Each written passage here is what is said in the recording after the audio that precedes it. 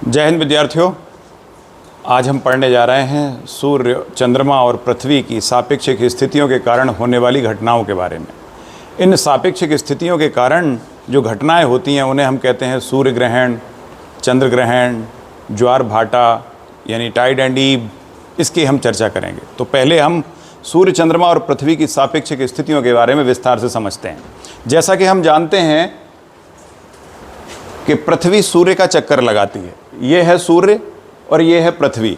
पृथ्वी सूर्य के अराउंड घूमती है, चारों ओर घूमती है, और पृथ्वी के चारों ओर चंद्रमा घूमता है। ये चंद्रमा की स्थिति है। तो ये पृथ्वी के चारों ओर चंद्रमा घूमेगा तो इसकी स्थिति ऐसी रहेगी। जब पृथ्वी आगे बढ़ेगी तो स्वाभाविक है चंद्रमा का पाथ भी आगे बढ़ेगा, क्योंकि चंद्रमा पृथ्वी को छोड़कर नहीं जा सकता। अगर पृथ्वी यहाँ पहुँच जाएगी तो चंद्रमा को तो पृथ्वी के चारों ओर घूमना ही है, तो वो तो हमेशा पृथ्वी के साथ साथ भी चलने की कोशिश करेगा, स्वाभाविक है। तो ये कंडीशन तीनों की होती हैं। ऐसी स्थिति में कई प्रकार की स्थितियां निर्मित होती हैं। जैसे अगर पृथ्वी के ठीक सामने सूर्य है, ये देखिए आप, ये स्थिति है, और ये इधर सूर्य है, इधर चंद्रमा है। अगर ये तीनों एक सीध में हैं, तीनों एक सीध में दो प्रकार से हो सकते हैं।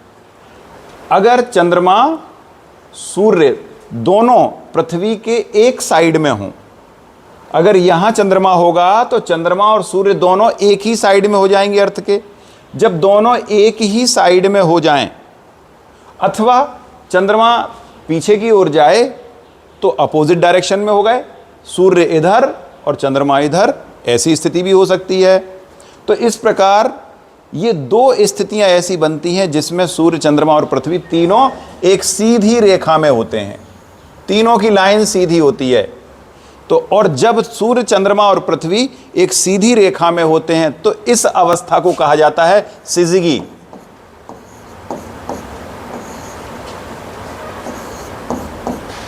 ये विद्यार्थियों शब्द प्रयोग किया जाता है, सिजगी। सिजगी माने होता है सूर्य, चंद्रमा और पृथ्वी का एक सीध में होना।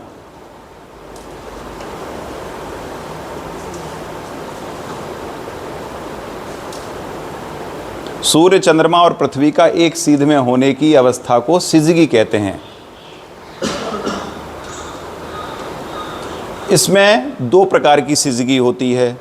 जब सूर्य और चंद्रमा पृथ्वी के एक ही ओर हो जाएं, सूर्य और चंद्रमा पृथ्वी के एक ही तरफ हो जाएं, तो ऐसी अवस्था को कंजंक्शन सिजगी कहते हैं। ये कहलाएगी कंजंक्शन सिजगी। हिंदी में कहते हैं युति। और जब सूर्य और चंद्रमा पृथ्वी के अपोजिट डायरेक्शन में हो, यानी एक तरफ सूर्य और दूसरी तरफ चंद्रमा, ऐसी स्थिति में भी एक सीध में होंगे, तो इस स्थिति को कहते हैं अपोजिशन सिजगी।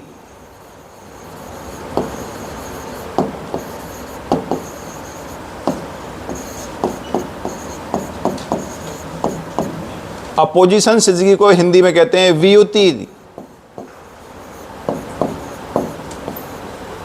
ये दो कंडीशन होती हैं सिजगी की। सूर्य और चंद्रमा पृथ्वी के अपोजिट डायरेक्शन में होते हैं, अपोजिट डायरेक्शन में हो, एक तरफ सूर्य और दूसरी तरफ चंद्रमा, तो इस स्थिति को कहते हैं अपोजिशन सिजगी।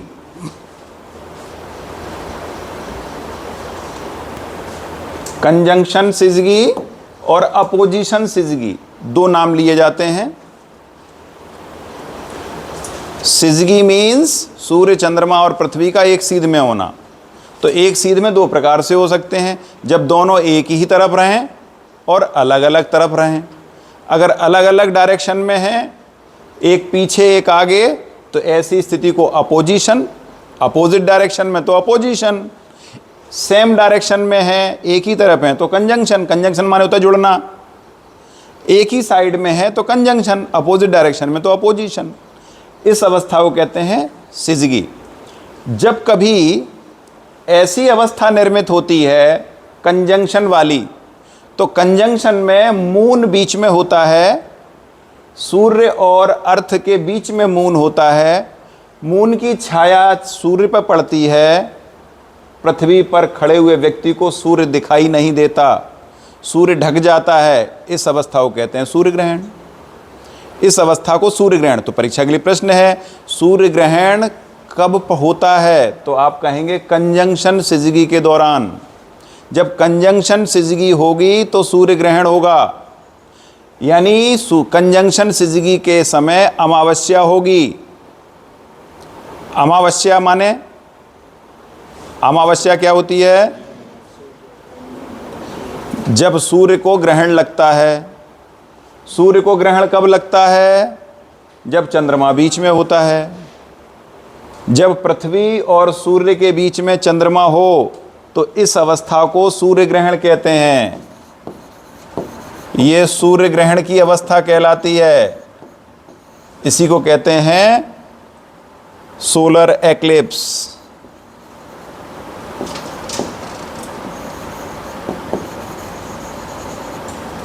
यह अवस्था सोलर एक्लिप्स कहलाती है।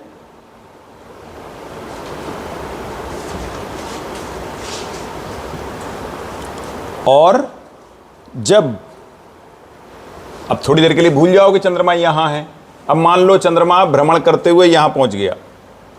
जब यहां पहुंच गया चंद्रमा भ्रमण करते हुए, अब मैं आपको बार बार ऐसे कह रहा हूं, यहां पहुंच गया चंद्रमा, जरूरी है चंद्रमा ऐसे ही भ्रमण करे? ऐसा नहीं कर सकता क्या? क्या कहोगे? मैंने आपसे प्रश्न किया कि चंद्रमा ऐसा ही क्यों करेगा, ऐसा क्यों नहीं करेगा? क्योंकि मैंने आपको बताया था सभी ग्रह उपग्रह एंटी क्लॉकवाइज रोटेट करते हैं, एंटी क्लॉकवाइज रिवॉल्यूट करते हैं। सभी ग्रहों और उपग्रहों की जो परिक्रमा होती है वो एंटी क्लॉकवाइज होती है। मतलब सूर्य के चारों ओर सभी ग्रह एंटी क्लॉकवाइज चक्कर लगाते हैं। तो पृथ्वी के चारों ओर पृथ्वी का जो उपग्रह है वो भी एंटी क्लॉकवाइज चक्कर लगाता है। तो सभी ग्रह उपग्रह एंटी क्लॉकवाइज घूमते हैं। अब हम कहेंगे साहब एंटी क्लॉकवाइज क्यों घूम रहे हैं? क्यों घूम रहे हैं एंटी क्लॉकवाइज? कोई तर्क है इसका कि एंटी क्लॉकवाइज क्यों घूम रहे हैं? जब वो बने थे तो जिस तरफ वो घूम रहे थे तो उस तरफ से घूम रहा है। एक थोड़ी देर के लिए कि जब वो बने थे तो एंटी क्लॉकवाइज ही क्यों घूमे? क्लॉकवाइज क्यों नहीं घूमे? क्योंकि सूर्य क्लॉकवाइज घूम रहा था मंदाकिनी के चारों ओर। सूर्य मंदाकिनी का चक्कर क्लॉकवाइज लगाता है, ऐसे लगा रहा था। और सूर्य में से जैसे ही निकल के गए तो हम जानते हैं प्रत्येक क्रिया के विपरीत तो बराबर प्रतिक्रिया होती है। इसीलिए बराबर प्रतिक्रिया के लिए, जैसे फॉर एग्जांपल एक बात कहता हूं मैं आपसे, आप गाड़ी चलाते हो, आगे धूल कहां उड़ती है? पीछे। क्यों उड़ती है धूल पीछे? क्योंकि आप हवा को टक्कर मारते हो। सामने जो हवा होती है, रुकी हुई अवस्था में भी हवा हो, भले ही ना चल रही हो, तो भी टक्कर मारोगे तो हवा में गति उत्पन्न हो जाएगी, क्योंकि जितनी तेजी से आप टक्कर मारोगे हवा भी उतनी तेजी से पीछे की ओर आएगी। ठीक इसी प्रकार जब सूर्य क्लॉकवाइज घूम रहा था और उसी में से जब बहुत सारे उसके ग्रह उपग्रह निकले तो वो सूर्य के अपोजिट डायरेक्शन में चक्कर लगाना शुरू कर दिया, यानी एंटी क्लॉकवाइज घूमना शुरू कर दिया। ये एक फिजिक्स की थ्योरी है, लेकिन ये इस बात को पूरी तरह प्रूव करती हो ऐसा भी नहीं है। विद्यार्थियों, कई बातें मैं आपको सिर्फ अपने कैलकुलेशन के आधार पर कहता हूं। ऐसा नहीं है कि मैंने ये कहीं पढ़ा है या कहीं लिखा हुआ है, बिल्कुल नहीं। फिजिक्स जितनी मुझे आती है उसके आधार पर मैं कई चीज़ें आपको एक्सप्लेन कर देता हूं, तो याद रखना आपको आसान हो जाएगा। और मेरे विचार से ऐसा है, हालांकि किताबों में ये कहीं नहीं लिखा कि इसका कारण क्या है। किताबों में सिर्फ यही लिखा हुआ है कि जिस समय निकले थे उस समय जो उन्होंने रोटेशन प्राप्त कर लिया, या जो रोटेशन के लिए तो समझ में आता है, rotation clockwise anti clockwise exact उस समय जो बन गया उसके पीछे कोई रीजन नहीं था, लेकिन रिवॉल्यूशन के दौरान रीजन था। क्योंकि सूर्य रिवॉल्यूट कर रहा था क्लॉकवाइज, इसलिए बाकी एंटी क्लॉकवाइज रिवॉल्यूट करने लगे। ये फैन कैसे चल रहा है? इस डायरेक्शन में ऐसे चल रहा है, तो एयर कैसी चलेगी? एयर इसकी उल्टी चलेगी, क्योंकि ये एयर को काट रहा है ना। पानी की धारा में अगर कोई भी चीज आगे बढ़ेगी तो पानी पीछे आएगा, प्रतिक्रिया होगी ना। ठीक इसी प्रकार जितने भी ग्रह उपग्रह हैं वो प्रतिक्रिया स्वरूप एंटी क्लॉकवाइज मूव करना शुरू कर दिए। इसीलिए चंद्रमा का मैं बार बार कह रहा हूं, चंद्रमा एंटी क्लॉकवाइज मूव करता है। क्लियर हुआ? अब देखिए आगे कि जब चंद्रमा ने एंटी क्लॉकवाइज मूव किया तो चंद्रमा जरूरी नहीं है सूर्य और पृथ्वी के साथ बीच में हो, ये चंद्रमा घूम के यहां भी आ सकता है। और जब यहां आ जाएगा तो इस स्थिति में पृथ्वी आ जाएगी बीच में, एक तरफ होगा सूर्य, एक तरफ होगा चंद्रमा और बीच में होगी पृथ्वी। और जब बीच में पृथ्वी होगी तो पृथ्वी पर खड़े हुए व्यक्ति को अब क्या देखना है? अब अगर चंद्रमा देखना है तो क्या चंद्रमा दिखाई देगा? सूर्य का प्रकाश पृथ्वी पहले ही रोक लेगी। नतीजा क्या होगा कि सूर्य का प्रकाश चंद्रमा पर नहीं पहुंचेगा। अब सूर्य का प्रकाश पहुंचेगा कैसे? कल्पना करो कि अगर सूर्य का प्रकाश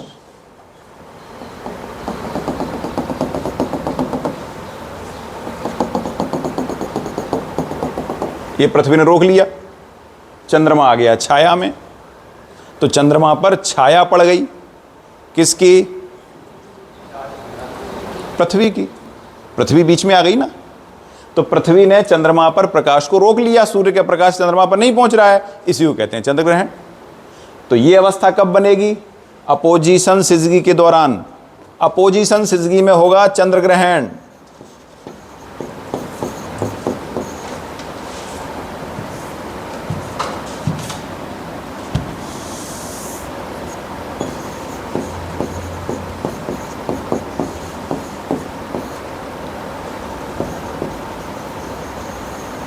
लूनर एक्लिप्स, ये अपोजिशन सिजगी के दौरान होगा।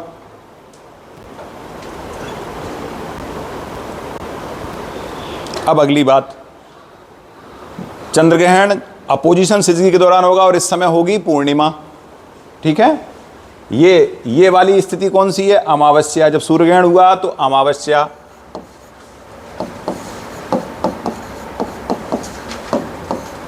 और ये हुआ तो पूर्णिमा।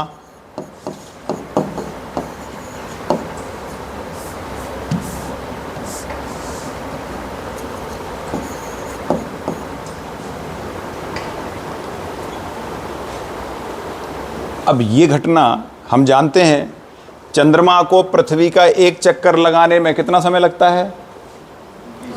पृथ्वी का के सापेक्ष चंद्रमा को पूरा एक चक्कर लगाने में, मतलब चंद्रमास की बात मैं कर रहा हूँ, 360 डिग्री की बात नहीं कर रहा हूँ मैं, चंद्रमास की बात कर रहा हूँ। चंद्रमास मतलब फेस टू फेस, साइनोडिक मंथ की बात कर रहा हूँ। तो चंद्रमा का फेस टू फेस एक चक्र कब पूरा होता है? 29.5 दिन में। 29.5 दिन में जब एक चक्र पूरा होता है तो इधर अमावस्या थी और इधर पूर्णिमा थी, तो यहां से यहां तक आने में आधा समय लगेगा, 15.25 दिन। ठीक है, आधा समय लगेगा। तो अमावस्या और पूर्णिमा के बीच में 15.25 दिन का फर्क होता है। अमावस्या के 15.25 दिन बाद पूर्णिमा और पूर्णिमा के फिर 15.25 दिन बाद अमावस्या, यही होगा। इसका मतलब यह हुआ कि एक महीने में एक बार पूर्णिमा और एक बार अमावस्या आपको देखने को मिल जाएगी। क्लियर है? एक बार पूर्णिमा, एक बार अमावस्या। तो इसका मतलब यह हुआ कि महीने में एक बार सूर्य ग्रहण, एक बार चंद्र ग्रहण होना चाहिए। होता है क्या? नहीं होता। फिर क्यों नहीं होता? अगला प्रश्न, क्यों नहीं होता? एक तरफ तो हम कह रहे हैं कि अमावस्या को सूर्य ग्रहण होता है, पूर्णिमा को चंद्र ग्रहण होता है, और महीने में एक बार चंद्र ग्रहण, एक बार अमावस्या और एक बार पूर्णिमा आती है। तो फिर एक बार चंद्र ग्रहण, एक बार सूर्य ग्रहण क्यों नहीं होता? या दूसरे शब्दों में कहें, हर अमावस्या को सूर्य ग्रहण नहीं होता, हर पूर्णिमा को चंद्र ग्रहण नहीं होता। क्यों? ऐसा क्यों? क्योंकि ये जो बोर्ड पर आप देख रहे हो ये 2D इमेज है।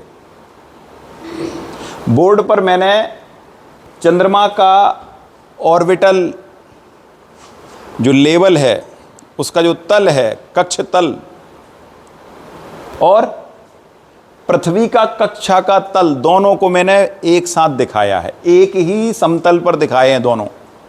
ये बोर्ड एक समतल होगा, एक ही समतल पर मैंने चंद्रमा का भी ऑर्बिट दिखा दिया और इसी पर मैंने पृथ्वी का भी ऑर्बिट दिखा दिया। तो जब दोनों ऐसी स्थिति अगर होती तो हर पूर्णिमा और अमावस्या को सूर्य ग्रहण चंद्र ग्रहण जरूर होते। तो ये परीक्षा के लिए प्रश्न बन गया कि हर पूर्णिमा पर चंद्र ग्रहण और हर अमावस्या पर सूर्य ग्रहण कब होता? तो आप कहते जब पृथ्वी और चंद्रमा के ऑर्बिटल जो प्लेन हैं, ऑर्बिटल समतल हैं, वो अगर उनके बीच में बिल्कुल भी अंतर ना होता, मतलब वो एक ही तल पर होते, तो ऐसी स्थिति में हर बार पूर्णिमा और हर बार अमावस्या जरूर देखने को मिलती है आपकी। लेकिन दोनों में अंतर क्या होता है? अंतर ये है कि दोनों के जो तल हैं, कंगन दो जरा मुझे, कंगन दो, और कोई कंगन दो, एक और दो, और किसी के पास। देखिए छोटा नहीं है किसी के पास, या बड़ा हो, छोटा बड़ा लाओ, कोई किसी के छोटा कंगन हो। ये देखिए, ये बहुत अच्छा है।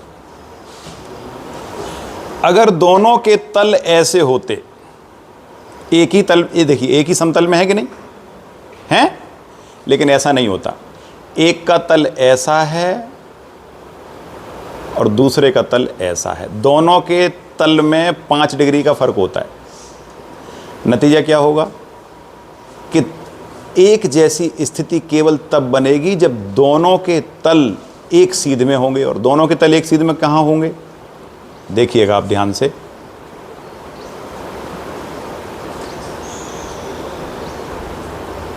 दोनों के तल एक सीध में या तो यहां हो रहे हैं या यहां हो रहे हैं। क्लियर हो रहा है?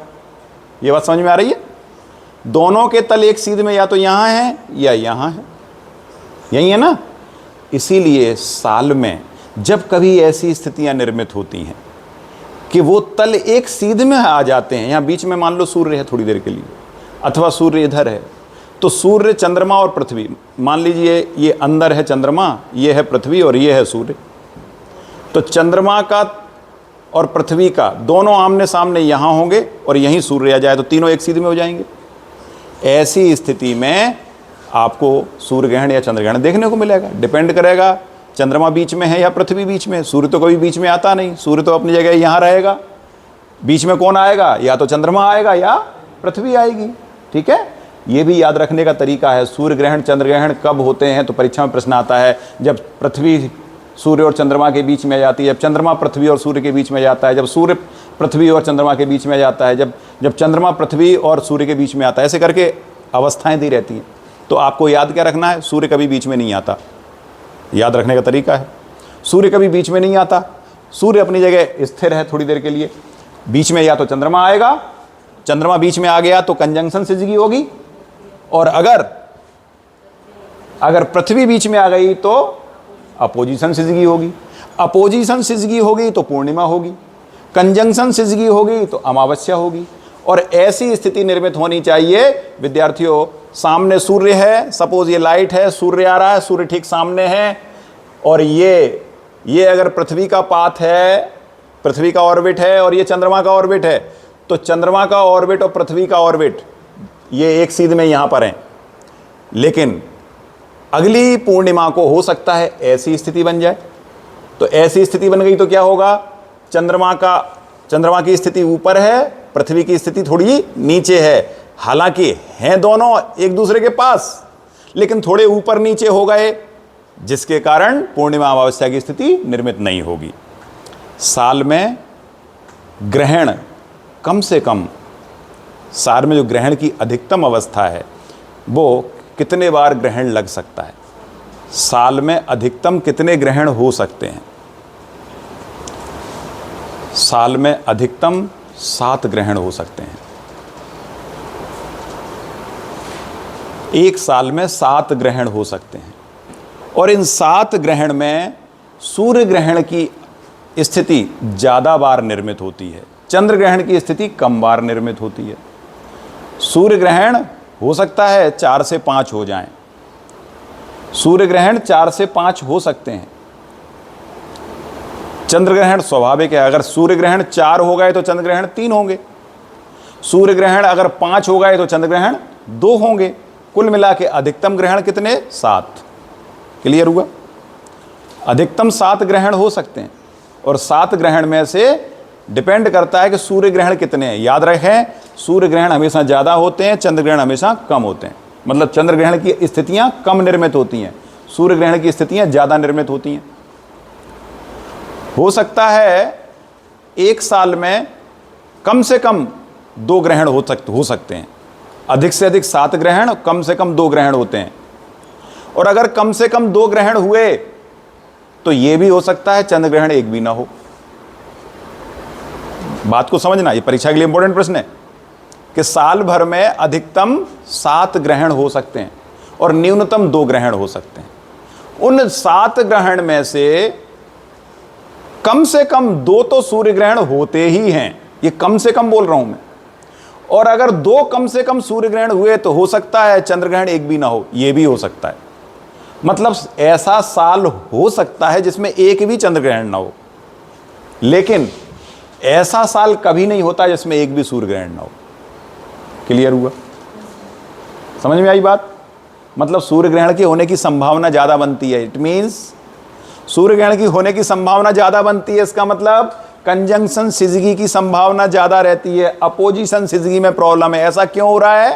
क्योंकि अपोजिशन सिजगी के दौरान चंद्रमा पीछे चला जाता है, इसलिए एक सीध में आने में समस्या हो सकती है। लेकिन ऐसी स्थिति में बीच में होता है, इसलिए एक सीध की स्थिति ज्यादा निर्मित होती है जब बीच में होता है तब। यही कारण है कि सूर्य ग्रहण की अवस्थाएं ज्यादा बनती हैं, चंद्र ग्रहण की अवस्थाएं कम बनती हैं। क्लियर हुआ? समझ में आया कि कब सूर्य ग्रहण और कब चंद्र ग्रहण? क्लियर हो गया? आपसे कोई पूछता है कि साल में, पहली बात, सबसे पहला प्रश्न यह है कि क्या कारण है कि हर अमावस्या को सूर्य ग्रहण नहीं होता और हर पूर्णिमा को चंद्र ग्रहण नहीं होता? तो आप क्या कहेंगे? दोनों के ऑर्बिटल तल, दोनों के ऑर्बिटल प्लेन के बीच में 5 डिग्री का फर्क होता है, इसीलिए हर समय सूर्य, चंद्रमा और पृथ्वी एक सीध में नहीं होते। या हर अमावस्या और हर पूर्णिमा को सूर्य, चंद्रमा और पृथ्वी एक सीध में नहीं होते। कारण यह है कि सूर्य और पृथ्वी और सूर्य का जो ऑर्बिटल प्लेन है, यानी कक्ष तल है, उन दोनों के बीच में 5 डिग्री का फर्क होता है, इसलिए हमेशा एक जैसी स्थितियां नहीं बनती। मैक्सिमम अमावस्या की स्थितियां बनती हैं, पूर्णिमा की स्थितियां कम बनती हैं। ये हो सकता है साल में, पूर्णिमा तो महीने में एक बार आनी ही है। चंद्रमास के हिसाब से पूरा साल 12 महीने का, तो 12 महीने में स्वाभाविक है, कॉमन सेंस की बात है कि हर महीने एक पूर्णिमा और एक अमावस्या, तो 12 महीने में 12 पूर्णिमा 12 अमावस्या कह सकते हैं। ये हम 12 पूर्णिमा और 12 अमावस्याएं होती हैं, ठीक है। लेकिन एक कैलेंडर ईयर में 25 पूर्णिमा भी हो सकती हैं। एक कैलेंडर ईयर में 25 पूर्णिमाएं हो सकती हैं कि नहीं? क्योंकि कैलेंडर ईयर होता है 365 दिन का और चंद्र ईयर होता है 354 दिन का, क्योंकि एक चंद्रमास होता है 29.5 दिन का। अगर एक चंद्रमास 29.5 दिन का गुणा कर दो 12 से तो 354 दिन होते हैं। तो लूनर कैलेंडर के अनुसार एक साल 354 दिन का होता है और सोलर कैलेंडर के अनुसार एक साल 365 दिन का होता है। अब एक बात बताइए, अगर पूर्णिमा 15.25 दिन बाद रिपीट हो रही है, सपोज 15.25 दिन बाद पूर्णिमा के बाद अमावस्या आ रही है, कल्पना कीजिए कि जनवरी का महीना है, 31वां कोई भी महीना ले लीजिए, और 1 तारीख को पूर्णिमा है, 1 तारीख को पूर्णिमा है, 16 तारीख को अमावस्या होगी तो 31 को फिर पूर्णिमा हो जाएगी कि नहीं? हो जाएगी। तो एक कैलेंडर मंथ में 2 पूर्णिमा हो सकती हैं। एक कैलेंडर मंथ में 2 पूर्णिमा हो सकती हैं, लेकिन एक चंद्रमास में 2 पूर्णिमा नहीं हो सकती। एक चंद्रमास में एक ही पूर्णिमा होगी। क्लियर हुआ? क्योंकि कैलेंडर मंथ, कैलेंडर का जो एक मास है वो 31 दिन का, 30 दिन का, अथवा 28 दिन का, अथवा 29 दिन का हो सकता है, लेकिन चंद्रमास तो फिक्स है, 29.5 दिन का ही होगा। इसलिए एक चंद्रमास में एक पूर्णिमा और एक अमावस्या होती है, जबकि एक कैलेंडर मास में एक से अधिक पूर्णिमा अथवा एक से अधिक अमावस्या हो सकती हैं। जब एक से अधिक पूर्णिमा होती हैं, एक से अधिक पूर्णिमा होती हैं और एक से अधिक पूर्णिमा होने के कारण जो चंद्र ग्रहण होता है, या उस समय चंद्रमा का दूसरी एक ही कैलेंडर मास की दूसरी पूर्णिमा के चंद्रमा को ब्लू मून कहा जाता है। ये ब्लू मून की परिभाषा है कि ब्लू मून किसे कहते हैं, नीला चंद्रमा किसे कहते हैं। नीला चंद्रमा का अर्थ नीले कलर से बिल्कुल नहीं है। नीला चंद्रमा मतलब एक कैलेंडर मंथ में दूसरी बार पूर्णिमा का पड़ना। जब एक ही कैलेंडर महीने में किसी कैलेंडर, सोलर कैलेंडर के अनुसार एक महीने में जब दूसरी पूर्णिमा पड़ जाती है, तो दूसरी पूर्णिमा के दिन जो चांद होता है उसे कहते हैं ब्लू मून। क्लियर है? समझ में आई बात? दूसरी पूर्णिमा के चांद को ब्लू मून कहते हैं। इसका कलर से कोई लेना देना नहीं। अंग्रेज हैं, कुछ भी बना लेते हैं, कुछ समझ में नहीं आया तो उन्होंने कहा ब्लू मून, और हमारे जैसे हिंदुस्तानी पढ़ने के लिए मजबूर हैं, उनने ब्लू कह दिया तो हम भी ब्लू कह रहे हैं। अब देखिए आप प्रकृति की विचित्र महिमा। वो कहते हैं ना, जिसकी लाठी उसकी भैंस। तो कई बार हाँ जी करना है, तेरी गली में रहना है, इसीलिए कहा जाता है। अब हम गुलाम थे अंग्रेजों के, तो उनने जैसा कह दिया हमने भी वैसा मान लिया। और हमारे जो विद्वान थे वो इतने बड़े विद्वान थे कि उनकी गलत बात को भी हाँ कर रहे हैं, आज भी हाँ कर रहे हैं। हम वो ब्लू मून कह रहे हैं, हम भी ब्लू मून कह रहे हैं। भाई कोई कारण तो हो कि आप ब्लू मून क्यों कह रहे हो? बोले एक ही महीने में दूसरी बार पूर्णिमा आ गई इसलिए उसको हमने ब्लू मून कह दिया। बताइए कौन सा तर्क है ये? क्या दूसरी पूर्णिमा का चांद नीले कलर का दिखाई देता है? अगर होता तो ब्लू मून कहते तो समझ में आता, लेकिन ऐसा कुछ भी नहीं है, फिर भी कह दिया ब्लू मून। जो मर्जी आई। अंग्रेजों की एक विशेषता थी बहुत बढ़िया, जब उन्हें कुछ भी नहीं आता था ना, तो जो मन में आ जाता था वो बना देते थे। उनके पास कोई लॉजिक नहीं होता था, वो जो मन में आता था वैसा शब्द दे देते थे और पूरी दुनिया उसको एक्सेप्ट कर लेती थी। ठीक वैसे ही जैसे भरी दोपहरी में कह दिया रात हो गई, हाँ हो सकता है रात हो गई, मान लिया। वही टेंडेंसी हम लोगों की है, हमारी नहीं। जितने पूरे दुनिया के लोग, दुनिया के देश जो गुलाम रहे या नहीं भी रहे, अंग्रेजों के मित्र रहे, तो उन्होंने मित्रता में स्वीकार कर लिया अंग्रेजों की बातों को, हमने गुलामी में स्वीकार कर लिया।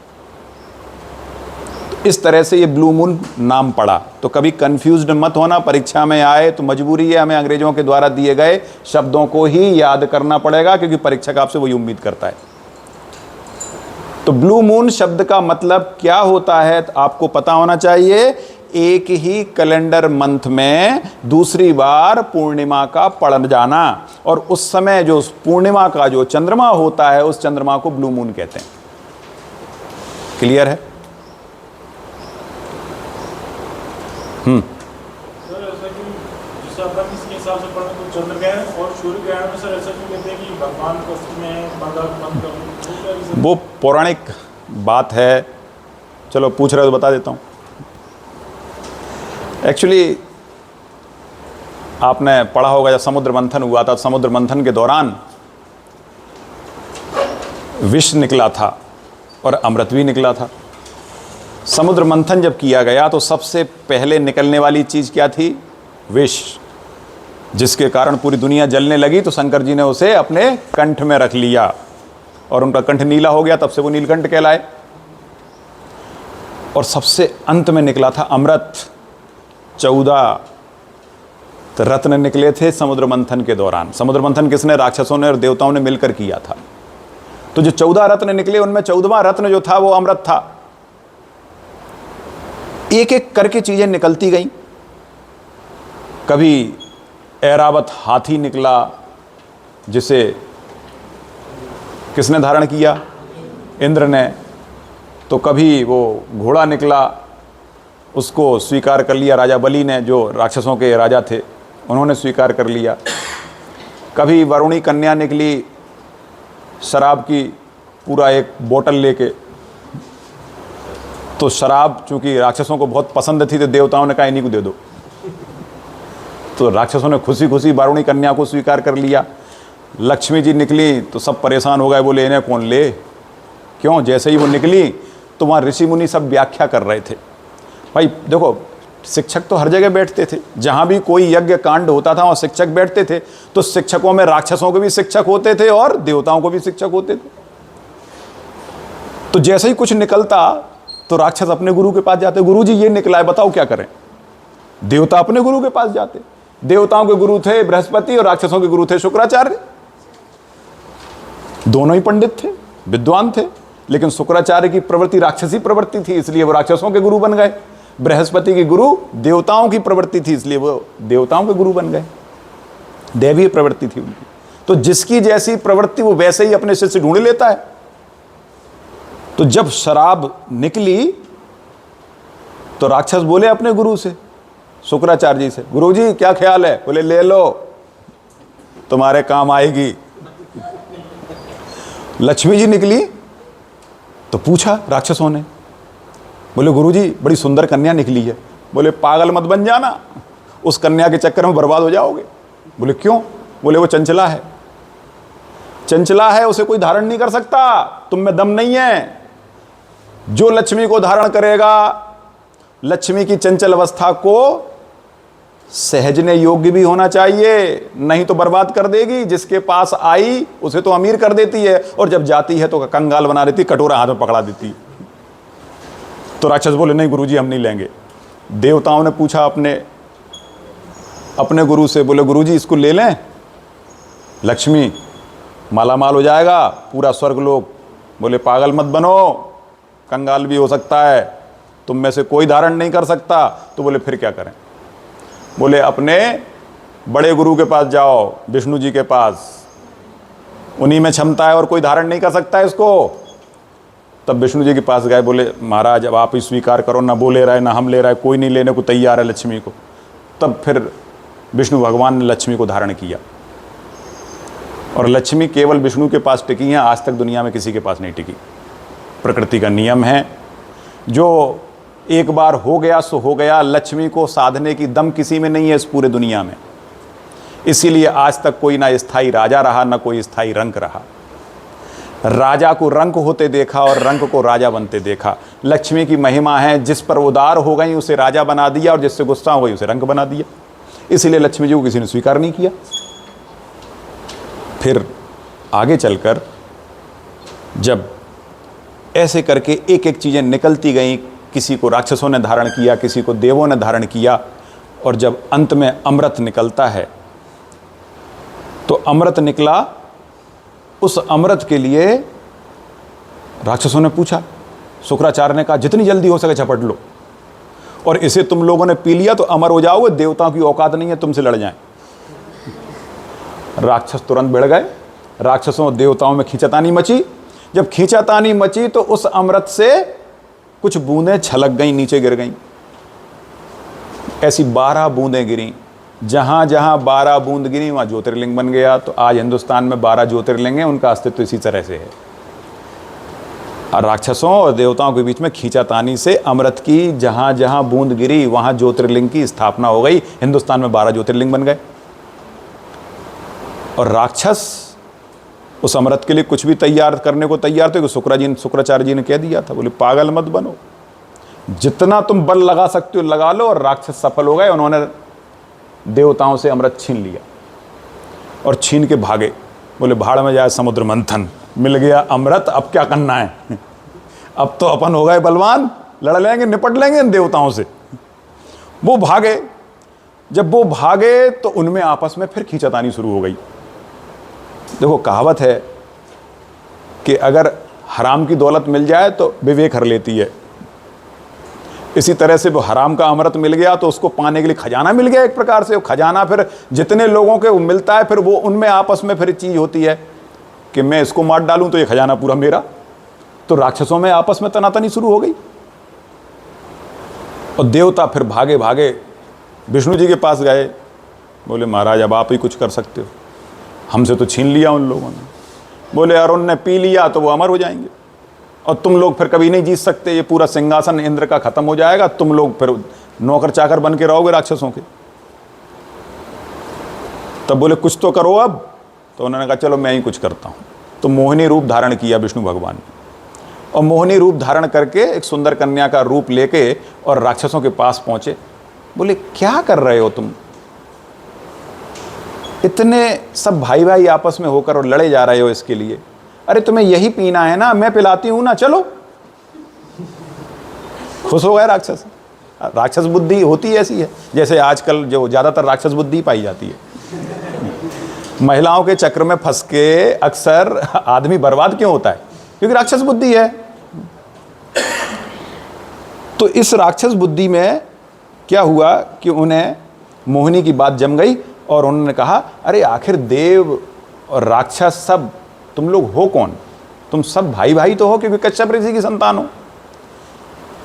कश्यप ऋषि की संतान हो। दैत्य और अदिति और दिति दो पत्नियां थीं कश्यप ऋषि की। तो दिति से दैत्य पैदा हो गए और अदिति से आपके देव पैदा हो गए। तो बोले एक ही पिता की संतान होते हुए भी तुम लोग आपस में लड़ते हो, शोभा नहीं देता तुमको। चलो मैं तुम सबको ये अमृत पिलाऊंगी। तो राक्षस बोले कन्या के हाथ से अमृत पीने की बात ही अलग होगी, चलो चलते हैं। तो बात मान ली और कन्या के हाथ से अमृत पीना शुरू कर दिया। तो मोहिनी ने क्या किया कि जो वरुणी कन्या शराब लेकर निकली थी, उस वरुणी कन्या को भी साथ में रख लिया, या दूसरे शब्दों में कहें सुरा और अमृत दोनों परोसना शुरू कर दिए। तो सुरा का गिलास भर के देते राक्षसों को और अमृत का गिलास भर के देते देवताओं को। उन्हीं के बीच में बैठा हुआ राहु ये बात भांप गया। राहु को लगा कि ये तो हमारे साथ चीटिंग हो रही है, कि हमको शराब पिलाई जा रही है और ये देवताओं को अमृत पिलाया जा रहा है। राहु ने तुरंत ही वेश बदला, राक्षस से देव बना और देवताओं के बीच में जाके बैठ गया। और जैसे ही अगले गिलास की बारी आई, फट से हाथ कर दिया। बोले लाओ मुझे दे दो। दे भी दिया। जैसे ही दिया तो सूर्य भगवान और चंद्र भगवान दोनों ने देख लिया, क्योंकि देवताओं के बीच में सूर्य और चंद्रमा दोनों देव थे, सूर्यदेव और चंद्रदेव। इन्होंने देख लिया और इन्होंने तुरंत ही मोहिनी को बताया। बोले हे भगवान ये क्या किया आपने? राहु को गिलास पकड़ा दिया अमृत का, ये राहु है, राक्षस है। अच्छा, बोले मेरी निगाह से ही बच गया। राहु ने जैसे ही देखा कि मेरी चुगली कर दी, तो बोले आगे कुछ हो, उससे पहले जल्दी झट से पी लेता हूं। तो उसने तुरंत ही पिया। इतने में इन्होंने सुदर्शन चक्र छोड़ दिया। उसके गले में अमृत गया, लेकिन जब तक चक्र गले में पहुंचता तब तक अमृत नीचे उतर चुका था। अमृत का कुछ पार्ट नीचे उतर गया। गर्दन तो उड़ गई, लेकिन हो गया अमर, क्योंकि अमृत उतर चुका था नीचे। अब क्या हुआ कि जो गर्दन उड़ गई वो तो राहु था, तो राहु बन गई, और जो धड़ था वो अलग हो गया, वो केतु बन गया। तो राहु और केतु ये दो राक्षस हैं। जैसे ये धड़ अलग हुआ गर्दन से, तो उसने कहा कि सूर्य और चंद्र, तुम्हें मैं जब तक ये ब्रह्मांड रहेगा तुम्हें मैं सताता रहूंगा, समय समय पर तुम्हारा ग्रास करूंगा, यानी तुम्हें खाऊंगा, तुम्हें खाने आऊंगा, और तुम मेरे ग्रास से बच नहीं पाओगे। तुमने मेरे साथ गलत किया है, चुगली की है तुमने, मेरी गर्दन उड़वा दी, लेकिन मैं तो अमृत पी के अमर हो गया, और अब तुम्हारा ग्रास मैं करता रहूंगा। इसीलिए पुराणों में कहा जाता है, इसीलिए हमारे घर में जो बूढ़े पुराने लोग हैं वो कहते हैं कि सूर्य ग्रहण हो रहा है, सूर्य भगवान को कष्ट हो रहा है, राहु उन्हें ग्रस रहा है। इस समय हमें भगवान से विनती करनी चाहिए, हे भगवान सूर्यदेव को बचाइए, चंद्रमा को ग्रहण लग रहा है, चंद्रमा कष्ट में है, हमारे चंद्रदेव कष्ट में है, इसलिए उनके लिए प्रार्थना कीजिए। तो मंदिरों में प्रार्थनाएं होती हैं, घंटियां बजती हैं। और साथ ही एक चीज़ और होती है, वो ये कि हमारा जो भोजन होता है, या तो भोजन बनाया नहीं जाता और बन गया है तो उसे अशुद्ध होने से बचाने के लिए तुलसी पत्र डाल दिया जाता है। पानी में 1-2 बूंद गंगा जल की डाल दी जाती हैं। ऐसा इसलिए होता है, इसके पीछे वैज्ञानिक कारण है कि जब सूर्य ग्रहण और चंद्र ग्रहण होते हैं, खासतौर से सूर्य ग्रहण के समय, जो अभी अच्छी धूप खिली हुई है, सूर्य ग्रहण है, अचानक से सूर्य को ढक ले चंद्रमा, या दूसरे शब्दों में कहें सूर्य के सामने अंधेरा छा जाए, तो पृथ्वी का टेम्परेचर एकदम से कम हो जाता है। और टेम्परेचर कम होते ही जीवाणु विषाणु तेज़ी से वायुमंडल में हावी हो जाते हैं, वो तुरंत विचरण करना शुरू कर देते हैं। क्योंकि जीवाणु विषाणु मैक्सिमम किस टेम्परेचर पर निकलते हैं? लो टेम्परेचर पर। लो टेम्परेचर में भी रूम टेम्परेचर उनके लिए सबसे अनुकूल होता है। न ज़्यादा ठंडे माहौल में सर्वाइव कर पाते, ना गर्म में कर पाते। तो जैसे ही सूर्य ग्रहण लगता है तो तुरंत जीवाणु विषाणु वायुमंडल में विचरण करने लगते हैं। उनसे खाना भी प्रदूषित होता है, हर चीज़ प्रदूषित होती है, पानी भी प्रदूषित होता है। इसलिए ये वैज्ञानिक कारण है। अब उस समय जो भी कारण रहे हों, लेकिन वैज्ञानिकता का एहसास तो सबको था। तो तुलसी या नीम इसलिए रखा जाता था खाने में, तुलसी और नीम के रहते जीवाणु विषाणु हमला नहीं कर सकते। पानी में गंगाजल डाल दिया जाता था। गंगाजल बहुत पवित्र होता है, गंगाजल में कोई भी जीवाणु विषाणु सर्वाइव नहीं कर पाता। क्यों नहीं कर पाता आज तक किसी को नहीं पता, लेकिन ये हकीकत है। गंगा जल आप लेकर आइए। अब ये नहीं कह रहे हम कहीं भी गए, गंगा का पानी भर लिया और बाद में दिखाओ देखो सब कीड़े पड़ गए गंगा में, क्योंकि अब गंगा के पानी में जगह जगह औद्योगिक जो प्रतिष्ठान है उन सब का कचरा, प्रदूषण युक्त पानी उसमें मिक्स हो चुका है। लेकिन आप गंगोत्री यमुनोत्री से अगर पानी ले आओ भर के, तो शायद है आप मर जाओगे तो भी उसमें कीड़े आपको देखने को नहीं मिलेंगे। आपकी पूरी अवस्था निकल जाएगी तो भी उस पानी में कीड़े नहीं पड़ते, वो इतना शुद्ध होता है। तो वो शुद्धता हमेशा रहती है, लेकिन वो शुद्धता बनी रहे घर के पानी में भी, इसलिए गंगा जल का 1 बूंद पर्याप्त है। गंगा जल की 1 बूंद डालते ही वो पूरे पानी के आवरण को ढक लेता है, पानी को आवृत कर लेता है, इसीलिए उसमें जीवाणु विषाणु नहीं पड़ते, ऐसा कहा जाता है। तो ये पौराणिक कथाएं हैं, बाकी हकीकत क्या है वो हम आपको बता ही रहे हैं। ठीक है, क्लियर है? अब तो नहीं कहोगे कि साहब ऐसा क्यों हुआ? देखो, कहोगे तो हम बता भी देंगे। हमें पौराणिक कथाओं का भी ज्ञान है और ये भी ज्ञान है जो हम आपको बता रहे हैं, दोनों ही चीज़ें आती हैं। तो चलिए, तो ये क्लियर हुआ, समझ में आ गया अमावस्या और पूर्णिमा में क्या फ़र्क होता है। और हर अमावस्या को सूर्य ग्रहण नहीं होता, हर पूर्णिमा को चंद्र ग्रहण नहीं होता। साल में 7 बार ग्रहण पड़ता है, जिसमें मैक्सिमम टाइम सूर्य ग्रहण होता है। एक साल में कितनी अमावस्याएं होती हैं? कम से कम 12, पूर्णिमाएं कम से कम 12, तो टोटल मिला के कितने हो गए? 24। एक आध रिपीट हो गई तो 25। ठीक, टोटल मिला के 24 बार पूर्णिमा और अमावस्या अवश्य होंगी। और इसका मतलब ये हुआ 24 बार ग्रहण लगना चाहिए। लेकिन कुल ग्रहण कितने होते हैं? 7। 7 ग्रहण में से अधिकतम सूर्य ग्रहण और कम से कम चंद्र ग्रहण होते हैं। ऐसा साल हो सकता है जिसमें एक भी चंद्र ग्रहण न हो, लेकिन ऐसा साल कभी नहीं हो सकता जिसमें एक भी सूर्य ग्रहण ना हो। कम से कम 2 बार ग्रहण साल में जरूर पड़ता है, और वो दोनों बार सूर्य ग्रहण हो सकता है। लेकिन ऐसा कभी नहीं हो सकता कि 2 बार सूर्य ग्रहण चंद्र ग्रहण हो जाए और एक भी बार सूर्य ग्रहण ना हो, ऐसा कभी नहीं हो सकता। क्लियर है? ठीक है, नोट कर ली ना ये बातें जो कह रहा हूं। निखाली यहीं गर्दन हिला दी, घर में जाकर भूल गए, और भूल जाओ तो वीडियो दोबारा देख लेना। एक बार देख लिया करो, रिवीजन हो जाएगा। सोते सोते ही सुन लिया करो, जो कह रहा हूं कम से कम रिवाइज कर लोगे तो बहुत अच्छे से आपको ज्ञान हो जाएगा इस चीज़ का। ठीक है, तो चलिए आगे बात करते हैं। अब हमने अमावस्या देख लिया, पूर्णिमा देख ली, कंडीशन देख ली, सिजगी देख ली। अब एक बात सोचिए, कल्पना कीजिए कि सिजगी के दौरान पूर्णिमा कब हो रही है? यह है पूर्णिमा। पूर्णिमा मतलब कौन सी सिजगी? अपोजिशन। अगर अपोजिशन सिजगी है और उस दिन पूर्णिमा है, और उस दिन पूर्णिमा है और पूर्णिमा के साथ साथ जो पूर्णिमा का चांद दिखाई दे रहा है, मैं ये नहीं कह रहा कि उस दिन चंद्र ग्रहण भी हो, जरूरी नहीं है, पहले ही कह चुके, जरूरी नहीं है कि हर पूर्णिमा को चंद्र ग्रहण हो, लेकिन पूर्णिमा तो होगी और पूर्णिमा का चांद भी आपको दिखाई देगा। कल्पना करो कि इस चांद की दूरी पृथ्वी से कितनी है, बताइए। 3,84,000 एवरेज है। निकटतम जब होता है तो उसको क्या कहते हैं? उपभू। उपभू मीन्स पेरिजी। तो पेरिजी वाले दिन, अब वो पेरिजी कब हो सकती है? उपभूज कब होता है? 3,63,000 साल, 3,63,000 किलोमीटर। 3,63,000 किलोमीटर की अगर इसकी डिस्टेंस रह जाए, मतलब कोई ऐसी पूर्णिमा पड़े कि उस दिन चंद्रमा पृथ्वी के सबसे पास में है, अगर ऐसी पूर्णिमा पड़ जाए जब सबसे पास में है, तो हम कहेंगे उपभू की स्थिति हो, यानी उपभू हो यानी पेरिजी हो। पेरिजी की स्थिति हो, अपोजिशन सिजगी हो। पेरिजी हो, अपोजिशन सिजगी हो, तो ऐसी स्थिति में जब पूर्णमासी का चांद होगा, पूर्णिमा का चांद होगा, तो वो कैसा होगा? चांद बड़ा होगा ना, पास में है। जब चंद्रमा पास में आ जाएगा पृथ्वी के तो बड़ा दिखेगा ना। तो ऐसे बड़े चंद्रमा को सुपरमून कहा जाता है। सुपरमून, अगली परिभाषा, कितने प्रकार के मून होते हैं? तो अभी पहले ब्लू मून हमने पढ़ा, अब हमने क्या पढ़ लिया? सुपरमून। सुपरमून माने बड़ा चंद्रमा। तो बड़ा चंद्रमा कब दिखेगा?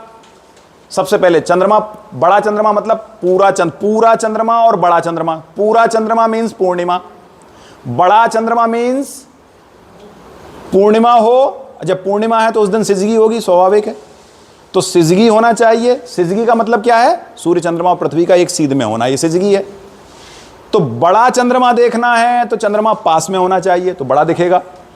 पास में होने के लिए उस दिन पेरिजी वाली स्थिति बननी चाहिए, यानी 3,63,000 किलोमीटर चंद्रमा जब पास में रह जाए तो उसे कहते हैं हम पेरिजी। तो पेरिजी की स्थिति होगी तो चंद्रमा बड़ा दिखेगा। सामान्य चंद्रमा से ऐसा चंद्रमा 14% बड़ा दिखाई देता है। सामान्य चंद्रमा से कौन सा चंद्रमा? सुपरमून। सुपरमून नॉर्मल मून से 14% बड़ा होता है, इसीलिए उसे सुपरमून शब्द बोला गया उसके लिए।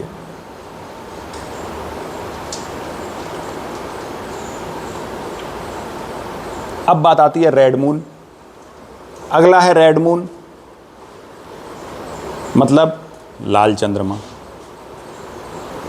जब चंद्र ग्रहण होता है तो चंद्र ग्रहण के दौरान, विद्यार्थियों समझिए बात को, कि चंद्र ग्रहण हो गया, सूर्य का प्रकाश पृथ्वी के दोनों सिरों से होकर बाहर निकल गया और चंद्रमा बीच में आ गया छाया में। चंद्रमा पे छाया पड़ रही है। जब चंद्रमा पर छाया पड़ेगी तो क्या सूर्य का प्रकाश नहीं पहुंचेगा? डायरेक्ट नहीं पहुंचेगा, इनडायरेक्ट तो पहुंचेगा। ये बात समझ में आई? इनडायरेक्ट कैसे पहुंचेगा?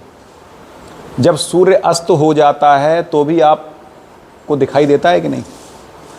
क्या सूर्य का प्रकाश डायरेक्ट आ रहा है? बिना धूप के भी आप अंधेरे में देख पाते हो कि नहीं एक दूसरे को?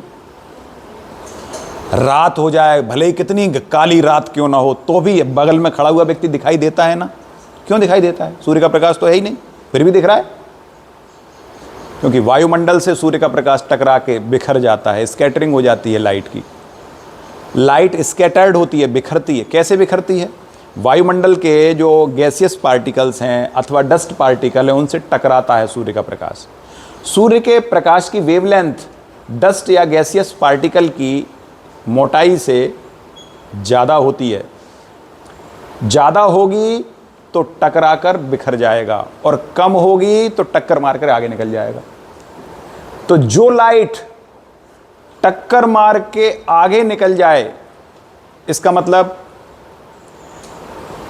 टक्कर मारे और आगे निकल जाए। अगर, सॉरी उल्टा बोल दिया मैंने, वेवलेंथ अगर ज़्यादा है, वेवलेंथ ज़्यादा है तो ज़्यादा वेवलेंथ क्या करेगी? सामने वाले हिंड्रेंस को, जो अवरोधक हैं, उसको पार कर जाएगी। और अगर वेवलेंथ छोटी है, कम है अवरोधक से, ऐसे समझें कि अगर मुझे नाला पार करना है तो नाले के लिए मेरी छलांग नाले की चौड़ाई से ज़्यादा होगी तो मैं पार कर जाऊंगा ना। और अगर छोटी होगी तो, मेरे साथ कोई बच्चा है, अब उसको पार करना है तो कैसे करेगा? वो ऐसे पैर रखेगा, अरे अपन से नहीं बनेगा, तो फिर वो इधर उधर हो जाएगा। फिर देखेगा नाला कहाँ सकरा है, वहाँ से पार करेगा। ऐसा ही होगा ना, बस ऐसे ही लाइट करती है। लाइट भी सामने अवरोधक से टकराती है और जैसे ही देखती है कि अवरोधक की जो चौड़ाई है वो उसकी खुद की लंबाई से, वेवलेंथ से अगर कम है तो लाइट उसको पार कर जाएगी। तो जो रेनबो कलर होते हैं उनमें रेड कलर की वेवलेंथ सबसे ज़्यादा होती है, इसीलिए रेड कलर बिना स्कैटर्ड हुए अवरोधकों को पार करके सीधा निकल जाता है। वायुमंडल में सबसे ज़्यादा दूरी तय करता है रेड कलर, इसीलिए तय करता है क्योंकि उसकी वेवलेंथ ज़्यादा होती है। तो जब सूर्य का प्रकाश पृथ्वी से टकराकर बिखर जाएगा फिर भी चंद्रमा पर प्रकाश पहुंच जाए, तो ऐसा केवल और केवल वही प्रकाश कर सकता है जो कम से कम बिखरे। जो कम से कम बिखरे, तो कम से कम कौन बिखरता है? रेड।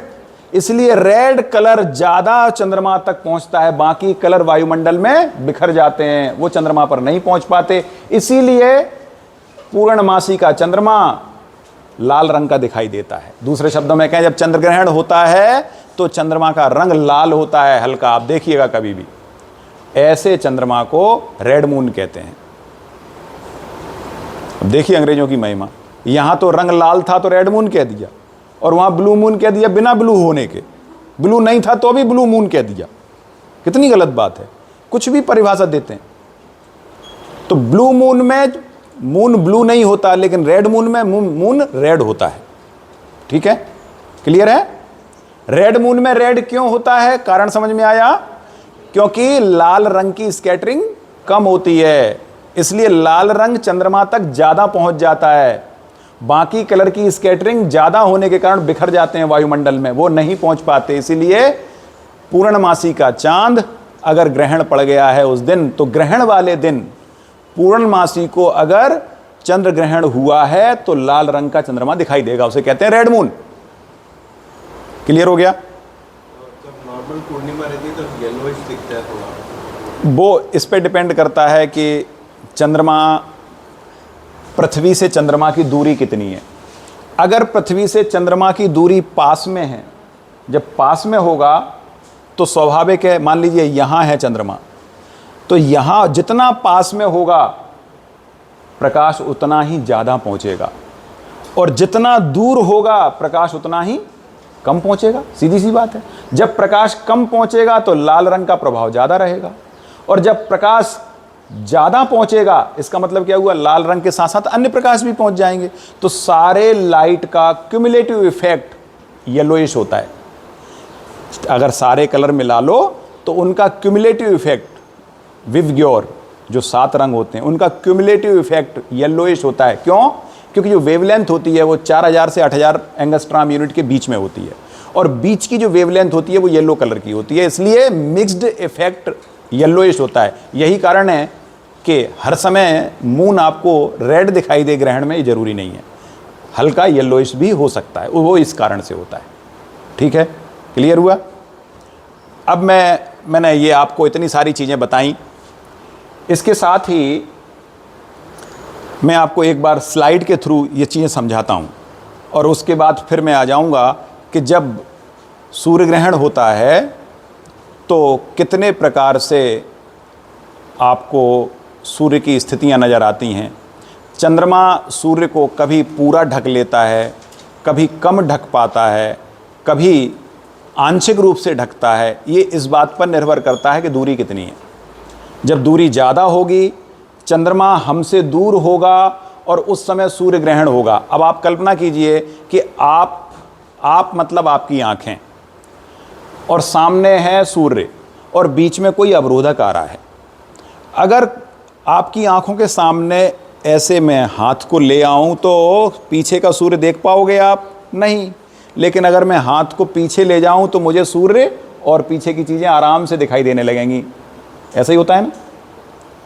जब कोई भी ऑब्जेक्ट आपकी आंखों के ठीक सामने रखा हो तो आप पीछे की चीज़ों को नहीं देख सकते। ठीक इसी प्रकार जब सूर्य ग्रहण होता है तो चंद्रमा अधिकतम पृथ्वी से अधिकतम दूरी पर होता है, तो उसकी छाया या उसका एंगल ऑफ जो व्यू होता है, वो जो एंगल बनता है, वो एंगल पूरे सूर्य को नहीं ढक पाता। और जब चंद्रमा पास में होता है तो पूरे सूर्य को ढक लेता है। पास में होगा मतलब पास में होगा मतलब कौन सी कंडीशन? पास में होगा मतलब कौन सी कंडीशन? अभी बोला ना, उपभू। उपभू मतलब पेरिजी। और जब दूर होगा तो अपभू मतलब अपोजी। तो अपोजी की स्थिति में सूर्य को पूरा नहीं ढक पाएगा, तो सूर्य का ऊपर ऊपर का किनारा दिखाई देगा आपको। जब किनारा दिखाई देगा तो रिंग जैसी बन जाएगी, उसको कहते हैं एनुलर एक्लिप्स। एनुलर मीन्स होता है अंगूठी। तो एनुलर एक्लिप्स कब बनता है? जब चंद्रमा पृथ्वी से दूर होता है और उस समय ग्रहण पड़ जाए, उस समय सूर्य ग्रहण हो जाए, तो ऐसे सूर्य ग्रहण को एनुलर एक्लिप्स कहते हैं। और जब चंद्रमा पास में होता है तो पूरे सूर्य को ढक लेता है, पृथ्वी के पास में रहेगा, यानी पेरिजी वाले स्थिति में अगर सूर्य ग्रहण हो जाए तो पूरे सूर्य को ढक लेता है, तो उसे कहते हैं umbra. Umbra, UMBRA, umbra, umbra eclipse. जब चंद्रमा पास में होता है तो अम्ब्रा एक्लिप्स, चंद्रमा दूर होता है तो एनुलर एक्लिप्स। और जब चंद्रमा एग्जैक्ट सीधे में ना होकर थोड़ा तिरछा होता है तो उस समय पार्शियल एक्लिप्स होता है। पार्शियल एक्लिप्स जिसे कहते हैं पेनुम्ब्रा। तो इस प्रकार तीन प्रकार के हमने क्या पढ़े? ग्रहण। अम्ब्रा, पेनुम्ब्रा और एंटुम्ब्रा। एंटुम्ब्रा को ही एनुलर कहते हैं। एनुलर या एंटुम्ब्रा एक ही बात है। चलिए मैं आपको अभी पिक्चराइजेशन के माध्यम से दिखाता हूं। तो देखिए आप, देखिए विद्यार्थियों, ये आपके सामने दो प्रकार का चंद्रमा दिखाई दे रहा है। एक में चंद्रमा बड़ा है और दूसरे में छोटा है। बड़ा कब दिखेगा? क्या बताया? बड़ा तब दिखेगा जब पास में होगा। पास में होगा तो दूरी कितनी होगी? कल बताया था आपको 3,63,000। ये पास की अवस्था है। 362 लिखा है। खगोलीय दूरियां हैं, 1,000 में कोई फर्क नहीं पड़ता है ना। तो ये पास की अवस्था है। पास में चंद्रमा होगा, पूर्णिमा का चंद्रमा आपको बड़ा दिखाई देगा, और जब दूर होगा 4,05,000 तो चंद्रमा छोटा दिखाई देगा। दोनों चंद्रमा में कितना अंतर है? कितने % का अंतर है? 14% का अंतर होता है। क्लियर है?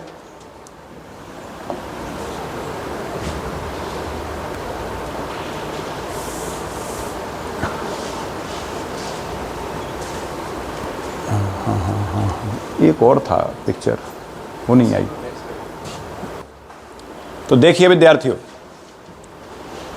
पृथ्वी और सूर्य के बीच में चंद्रमा है।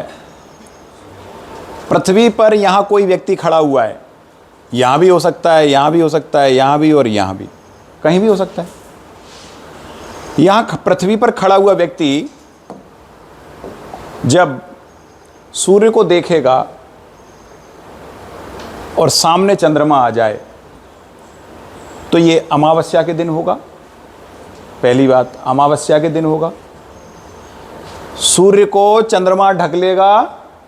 लेकिन अब यहां ध्यान देने की बात यह है कि कहां पर खड़े हुए व्यक्ति को पूर्ण सूर्य ग्रहण दिखाई देगा। तो देखिए, केवल इतने भाग में, ये वाला जो भाग है, इस भाग में जो व्यक्ति खड़ा होगा, यहां खड़े हुए व्यक्ति के आंख से होकर जब प्रकाश तरंग या सूर्य से आने वाली प्रकाश तरंग यहां खड़े हुए व्यक्ति की आंख पर पड़ेगी, तो देखिए ये प्रकाश तरंग पूरे सूर्य को कवर कर रही है ना, पूरे सूर्य को कवर। इसका मतलब क्या हुआ कि इस स्थान पर खड़े हुए व्यक्ति को पूरा सूर्य दिखाई नहीं देगा, पूरा सूर्य ढक चुका होगा।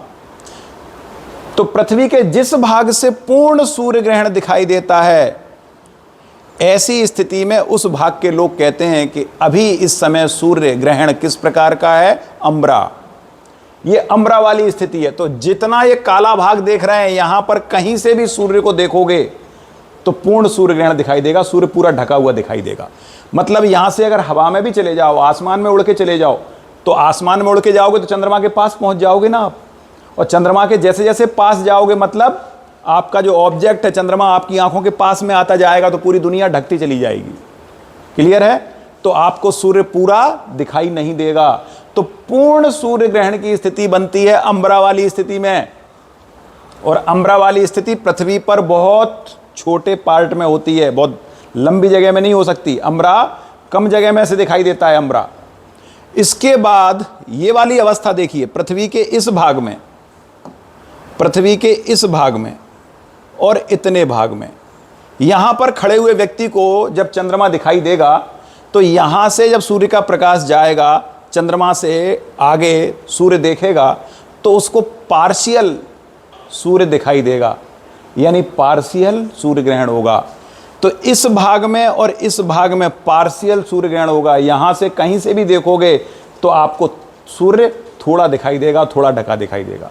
तो इसको कहते हैं पार्शियल यानी पेनुम्ब्रा। पार्शियल सूर्य ग्रहण को कहते हैं पेनुम्ब्रा। ये पेनुम्ब्रा की स्थिति है, इतने भाग से पेनुम्ब्रा दिखाई देता है। और अब बात आती है अम्ब्रा, पेनुम्ब्रा और फिर एंटुम्ब्रा। एंटुम्ब्रा मीन्स, एंटुम्ब्रा को क्या बोला? एनुलर।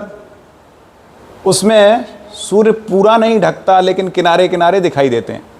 तो वो स्थिति तब बनेगी जब पृथ्वी थोड़ा और पीछे आ जाए, या दूसरे शब्दों में कहें चंद्रमा थोड़ा और आगे चला जाए।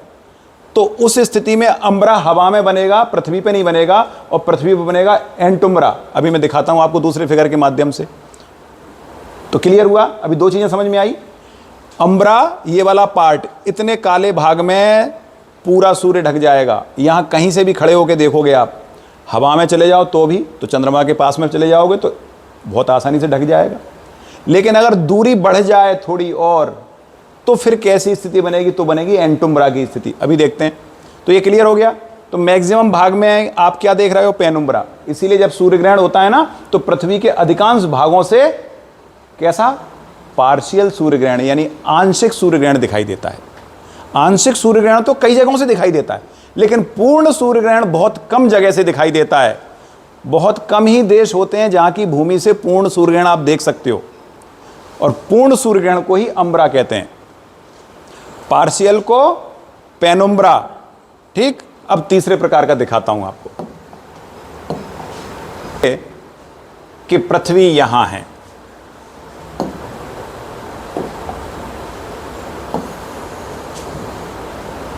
कल्पना कीजिए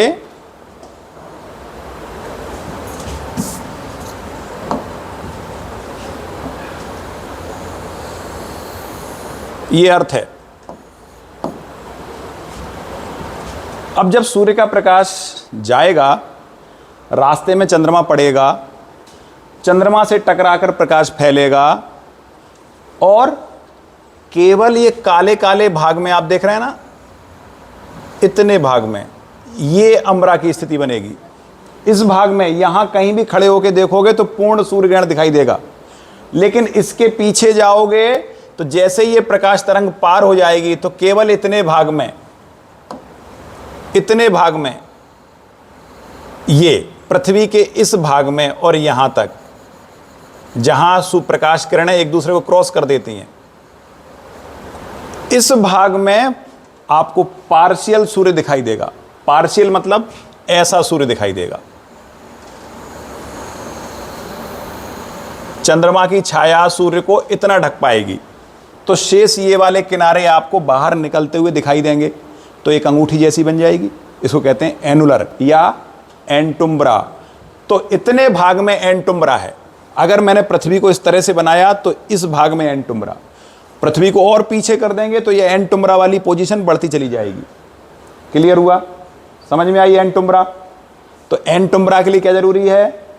चंद्रमा पृथ्वी से दूर होना चाहिए। अगर चंद्रमा पास में होगा तो अम्ब्रा, चंद्रमा दूर होगा तो एंटुम्ब्रा, और पार्शियल हर स्थिति में दिखाई देता है। ठीक, क्लियर हुआ? तो ये परीक्षा के लिए प्रश्न बन गया। क्या बन गया परीक्षा के लिए प्रश्न? कि पेरिजी की स्थिति में, पेरिजी की स्थिति में किसकी संभावना बनेगी? अम्ब्रा की। और अपोजी की स्थिति में एंटुम्ब्रा की। अपोजी में एंटुम्ब्रा, पेरिजी में अम्ब्रा, और पार्शियल दोनों ही कंडीशन में दिखाई देता है। देखो पार्शियल यहां भी है, ये वाला पूरा भाग पार्शियल है, ये पूरा भाग, ये इतना भाग, ये भाग में पार्शियल है, इस भाग में पार्शियल है। क्लियर?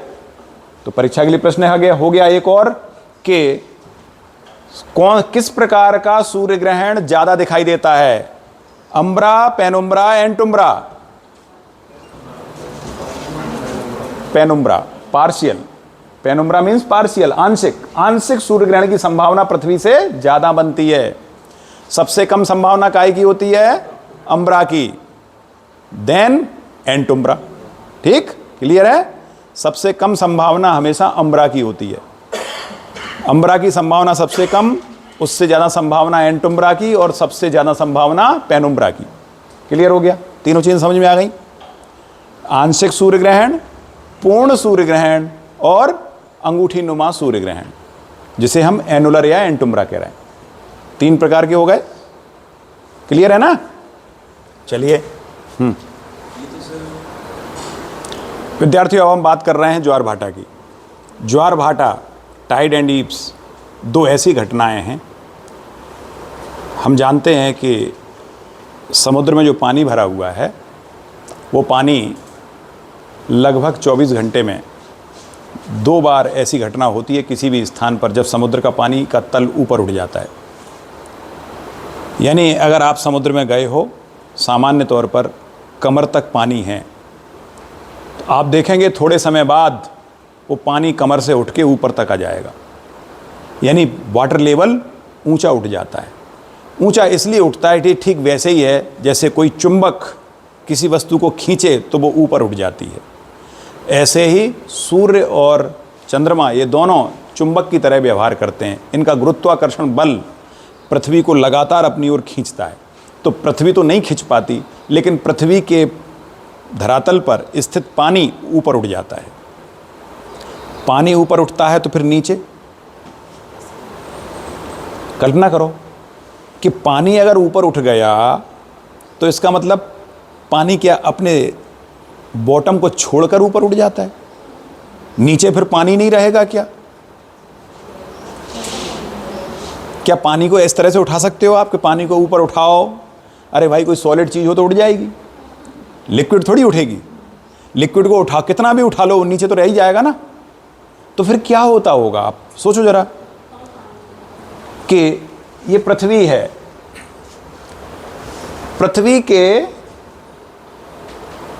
पृथ्वी के आसपास सूर्य और चंद्रमा है। दोनों मिलकर ताकत लगा रहे हैं, दोनों मिलकर उठाने की कोशिश कर रहे हैं। दोनों मिलकर कब ज़्यादा उठाएंगे? या तो दोनों एक साइड में हो या दोनों अपोजिट हो, या कुल मिला के सिजिगी की कंडीशन हो। अगर सिजिगी की कंडीशन बनेगी तो दोनों मिलकर पानी को खींचेंगे। अब जरा इस स्थिति में देखिए, ये वाली सिजिगी, ये कौन सी सिजिगी है? सूर्य और चंद्रमा एक ही दिशा में है, कंजंक्शन सिजिगी में सूर्य और चंद्रमा दोनों मिलकर पानी को अपनी ओर खींचेंगे। चूंकि पृथ्वी से सूर्य की दूरी 15 करोड़ किलोमीटर है लगभग, और चंद्रमा केवल 3,84,000 किलोमीटर है। तो चंद्रमा छोटा ही सही लेकिन ज़्यादा प्रभावी होगा क्योंकि पास में है। जिस प्रकार छोटा चुंबक ऑब्जेक्ट पर ज़्यादा प्रभाव डालता है, एक में अगर ये लोहे का सरिया है और इसके सामने मैं चुंबक को रख दूं, छोटे चुंबक को, तो वो इसको ज़्यादा तेज़ी से खींच लेगा, बजाय कि बड़ा चुंबक दूर रखा है तो बड़ा चुंबक ज़्यादा पावरफुल होते हुए भी इसको अपनी तरफ नहीं खींच पाएगा, क्योंकि गैप ज़्यादा है, दूरी ज़्यादा होने से उसका प्रभाव कम हो जाएगा। ठीक इसी प्रकार सूर्य की दूरी ज़्यादा होने के कारण सूर्य का गुरुत्वाकर्षण बल पृथ्वी पर कम लगता है, लेकिन चंद्रमा पास में है इसलिए ज़्यादा गुरुत्वाकर्षण बल लगाता है। इसीलिए चंद्रमा पृथ्वी के पानी को ज़्यादा खींचने की कोशिश करता है। और पानी की एक विशेषता होती है, चाहे आप उसे एक ही साइड से खींचो या अपोजिट साइड से खींचो। मान लीजिए थोड़ी देर के लिए यहां ना हो के चंद्रमा यहां है, अपोजिशन सिजिगी में है, तो चंद्रमा इधर से पानी को खींच रहा है, सूर्य इधर से पानी को खींच रहा है, तो नतीजा क्या होगा कि इधर पानी का तल बढ़ेगा तो ठीक 90 डिग्री के एंगल पर पानी का तल कम हो जाएगा, यहां का पानी खिसक के इधर पहुंच जाएगा। अगर दो तरफ से पानी को खींचोगे तो ऊपर का पानी दब जाएगा, उसका तल दब जाएगा। जहां पानी का तल दब जाता है वहां कहते हैं ईब यानी भाटा, और जहां पानी का तल उठ जाता है उसे कहते हैं ज्वार यानी टाइड। तो दोनों मिलकर जब ताकत लगाते हैं, सूर्य भी और चंद्रमा भी, तो देखो पृथ्वी के पानी को इन्होंने कैसे उठा दिया, खींच लिया अपनी तरफ, इसलिए समुद्र का तल ऊंचा उठ जाता है और इस स्थान पर समुद्र का तल नीचे गिर जाता है। तो जब भी कहीं ज्वार आता है पृथ्वी पर ठीक 90 डिग्री पर भाटा आता है। अगर यहां ज्वार आया है तो 90 डिग्री यहां भाटा आ जाएगा। क्लियर हुआ? समझ में आई बात कि नहीं? यहां ज्वार है तो यहां भाटा है, यहां भाटा है। और जब इधर पानी खिंचा है तो ऐसा नहीं होता कि पानी को एक तरफ आप खींच सकते हो, पानी दोनों तरफ खिंचता है, इधर भी खिंचेगा इधर भी खिंचेगा। इधर सूर्य है उधर चंद्रमा है, दोनों मिलकर खींच रहे हैं। तो ऐसा नहीं हो, अब आप कहोगे साहब चंद्रमा की पावर ज़्यादा है पास में तो वो ज़्यादा पानी को खींच लेगा, ऐसा नहीं होगा। क्यों नहीं होगा? क्योंकि ये जब खींचने की कोशिश करेगा और ये भी खींचेगा तो पानी जब यहाँ से धंसेगा तो पानी दोनों तरफ बराबर मात्रा में खींचेगा। इसी प्रकार जब दोनों एक सीध में होंगे, एक तरफ होंगे, कंजंक्शन सिजगी होगी, तो भी दोनों मिलकर ताकत लगाएंगे तो जितना पानी इधर खींचेगा उतना ही पानी पीछे फैल जाएगा। मतलब यहां से जब पानी बाहर की ओर जाएगा, बढ़ेगा, तनाव महसूस करेगा इधर का पानी, तो वो पानी जितना इधर जाएगा उतना ही पीछे जाएगा। ऐसे समझेंगे कि एक बाल्टी भरी हुई है, मैं उसमें से पानी को उठाता हूं, तो जैसे ही पानी को उठाऊंगा मैं, या दूसरे शब्दों में मैं साइड से पानी को दबाऊं, अगर मैं साइड से पानी को, बैलून मान लो, सपोज बैलून है, बैलून के बीच में से मैं पानी को ऐसे कंप्रेस करूंगा तो पानी जितना ऊपर उठेगा उतना ही नीचे गिरेगा। ये बात समझ में आई कि नहीं? पानी किसी एक दिशा में नहीं जाता, पानी जिस दिशा में जाएगा उसके अपोजिट भी उतना ही जाएगा। तो बैलून को कहीं से भी आप पिचकाओगे, बीच में से अगर पिचकाने की कोशिश करोगे तो जितना ऊपर उठेगा उतना ही नीचे पानी धंस जाएगा। ठीक इसी प्रकार यही कारण है कि चाहे अपोजिशन सिजगी हो या कंजंक्शन सिजगी हो, दोनों ही स्थितियों में समान प्रकार का ज्वार आता है। इस ज्वार को स्प्रिंग टाइड कहते हैं। स्प्रिंग टाइड की स्थिति सिजगी के दौरान बनती है। स्प्रिंग टाइड की स्थिति सिजगी के दौरान बनती है। स्प्रिंग टाइड माने होता है उच्च ज्वार या हाई टाइड। ये हाई टाइड की स्थिति है। हाई टाइड कब बनेगा? सिजगी के दौरान, चाहे कंजंक्शन हो या अपोजिशन हो, दोनों में ही हाई टाइड आएगा। इसे स्प्रिंग टाइड भी कहते हैं। स्प्रिंग टाइड या हाई टाइड हिंदी में कहते हैं उच्च ज्वार। तो उच्च ज्वार की अवस्था कब होती है? परीक्षा में प्रश्न आएगा तो क्या कहोगे? पूर्णिमा के दिन, अमावस्या के दिन, अष्टमी के दिन, सप्तमी के दिन, ऐसे करके प्रश्न आएंगे। देखिए ये वाली स्थिति कब होती है? ये कंजंक्शन है, कंजंक्शन कब होता है? अमावस्या को। अपोजिशन कब होता है? पूर्णिमा को। ठीक, तो अमावस्या और पूर्णिमा दोनों ही दिन हमेशा हाई टाइड आएगा, स्प्रिंग ज्वार आएगा।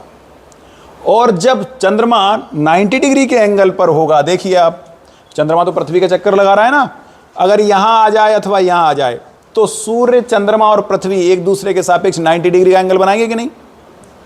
ये देखिए, ये और ये, इन दोनों के बीच में एंगल कितना बनेगा? 90। तो जब चंद्रमा और सूर्य पृथ्वी के सापेक्ष 90 डिग्री के एंगल पर होते हैं तो ये अवस्था कब होगी? 15.25 के ठीक बीच में।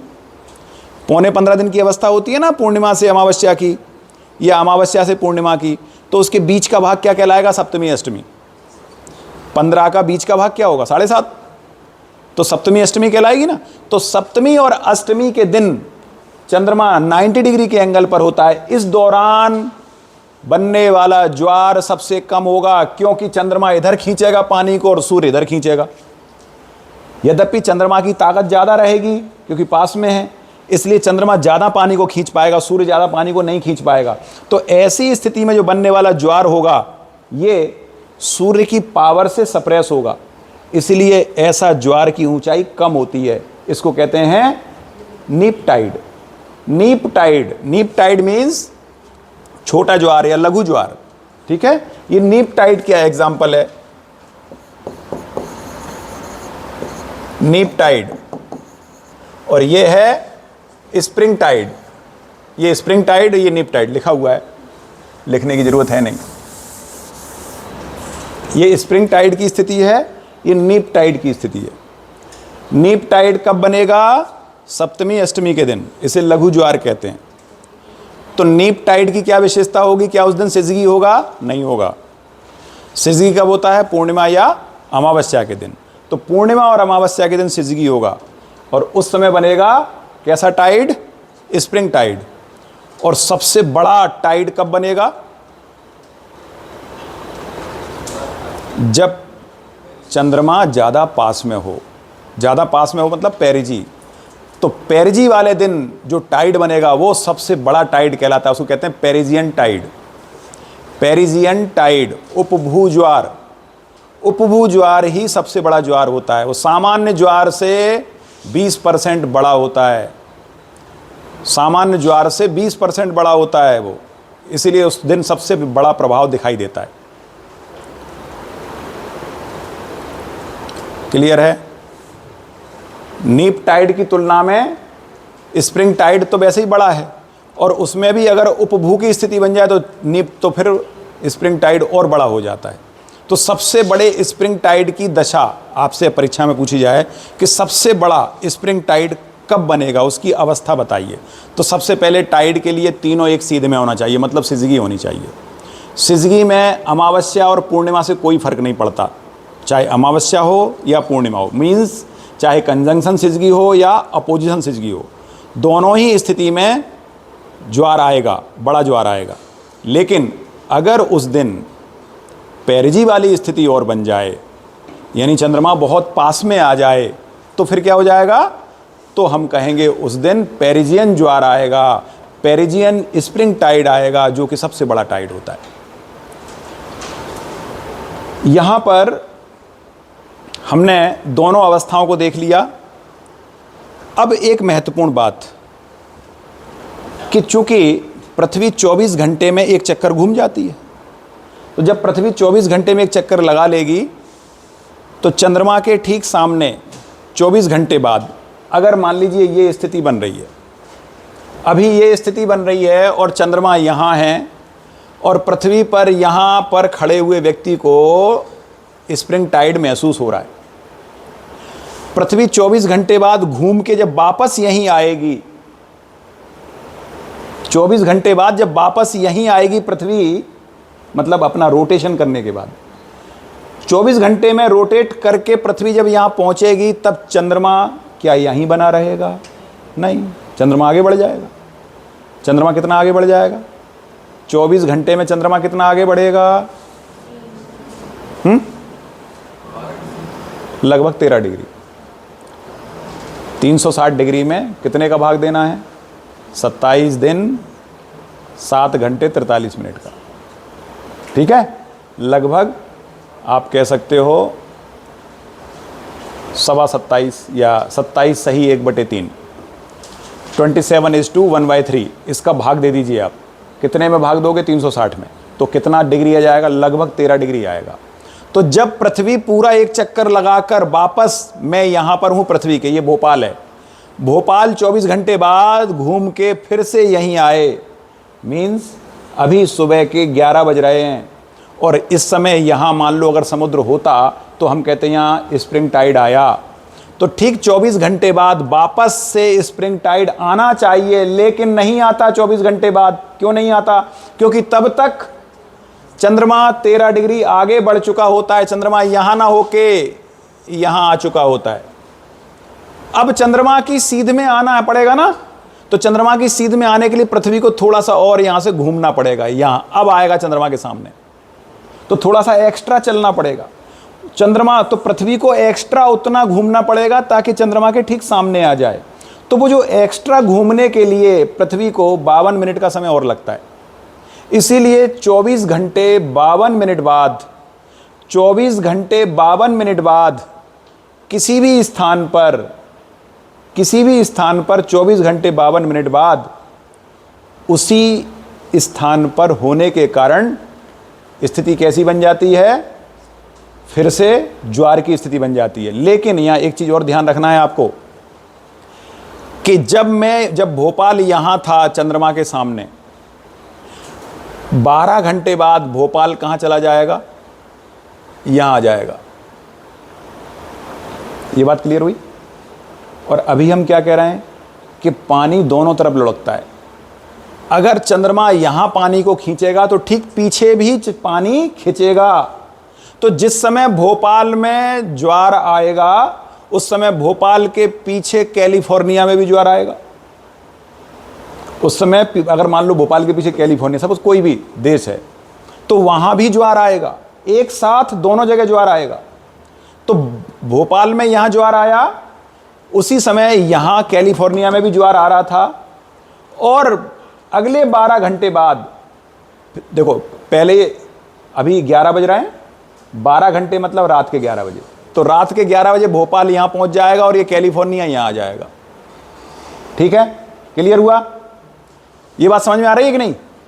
तो ये वाला भाग इधर पहुंच जाएगा और ये वाला भाग इधर पहुंच जाएगा, तो 12 घंटे बाद फिर ज्वार रिपीट हो जाएगा उसी जगह पर। तो इस बार पीछे की तरफ ज्वार आएगा, आगे की तरफ नहीं आएगा, पीछे की तरफ आएगा।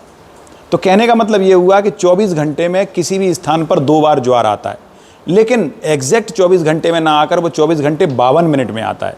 तो 24 घंटे 52 मिनट में अगर 2 बार ज्वार आएगा, इसका मतलब हर 12 घंटे 26 मिनट बाद ज्वार रिपीट होता है। क्लियर हुआ? तो हर 12 घंटे 26 मिनट बाद ज्वार रिपीट होता है। तो किसी भी एक स्थान पर अगले ज्वार, 2 ज्वार के बीच की अवधि 12 घंटे 26 मिनट होती है। क्लियर हुआ? ठीक है, ये परीक्षा के लिए प्रश्न है कि किसी भी एक स्थान पर ज्वार 12 घंटे 26 मिनट बाद रिपीट होता है,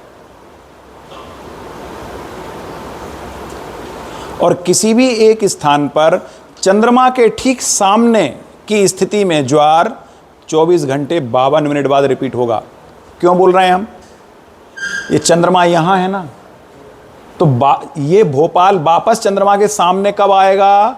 24 घंटे 52 मिनट बाद। ठीक, तो चंद्रमा के ठीक सामने किसी भी स्थान पर 24 घंटे 52 मिनट बाद ज्वार रिपीट होता है, लेकिन किसी भी स्थान पर ज्वार तब भी आता है जब वो पीछे होता है। चंद्रमा के ठीक सामने ना होकर पीछे रहेगा तब भी ज्वार आएगा। मैंने बताया ना, पानी इधर भी खिंचेगा तो बराबर पीछे भी खिंचेगा, तो दोनों तरफ खिंचाव बराबर होता है, इसलिए पीछे भी ज्वार आएगा और आगे भी ज्वार आएगा। क्लियर हुआ? तो ज्वार की स्थिति दोनों जगह बनेगी, आगे भी और पीछे भी। जब यहां ज्वार आएगा, यहां ज्वार आएगा, तो यहां पर भाटा आएगा, यहां पर ईब की स्थिति होगी। तो अब एक बात बताइए कि जब यहां ज्वार आया तो यहां भाटा आया, यहां भाटा आया, तो एक ज्वार और एक भाटे के बीच का अंतर कितना होगा? यहां ज्वार आया तो यहां भी ज्वार आया, और यहां भाटा आया, तो 6 घंटा 13 मिनट। ठीक है, एक स्थान पर ज्वार और उसी स्थान पर भाटा आए। कैसे आएगा? जब भोपाल यहां से यहां पहुंच जाएगा, जैसे ही भोपाल यहां से यहां पहुंचेगा तो इस स्थान पर भाटा आ जाएगा कि नहीं? भोपाल को जाना पड़ेगा उस स्थान पर जहां भाटा है। तो चूंकि पृथ्वी घूम रही है ना, तो इसलिए यहां से भोपाल यहां पहुंच जाएगा तो इस स्थान पर भाटा आ जाएगा, और यहां से यहां तक पहुंचने में कितना समय लग जाएगा भाटा के लिए? वही 52 मिनट के 4 हिस्से कर दो, क्योंकि यहां से यहां पहुंच रहा था 12 घंटे में, लेकिन ज्वार को प्राप्त करने के लिए 26 मिनट और एक्स्ट्रा चलना पड़ा, क्योंकि चंद्रमा अपनी जगह से हट चुका था। इसलिए तो यहां से यहां आने में 26 मिनट, तो यहां से यहां आने में 13 मिनट एक्स्ट्रा, तो 6 घंटे 13 मिनट। तो किसी भी एक स्थान पर ज्वार के बाद भाटा 6 घंटे 13 मिनट बाद आता है। क्लियर हुआ? अभी ज्वार आया, 6 घंटे 13 मिनट बाद भाटा, उसके 6 घंटे 13 मिनट बाद ज्वार, उसके 6 घंटे 13 मिनट बाद भाटा, यह क्रम चलता रहेगा। क्लियर हुआ? तो हर ज्वार के बाद भाटा 6 घंटे 13 मिनट बाद आता है, हर ज्वार के बाद ज्वार 12 घंटे 26 मिनट बाद आता है। क्लियर हुआ? समझ में आई बात? ज्वार के बाद ज्वार, टाइड के बाद टाइड 12 घंटे 26 मिनट बाद, टाइड के बाद ईब 6 घंटे 13 मिनट बाद। क्लियर है? दुनिया में हर स्थान पर 24 घंटे 52 मिनट में 2 बार ज्वार आता है। केवल एक स्थान ऐसा है जहां 4 बार ज्वार आता है, वह है साउथहैम्पटन, लंदन।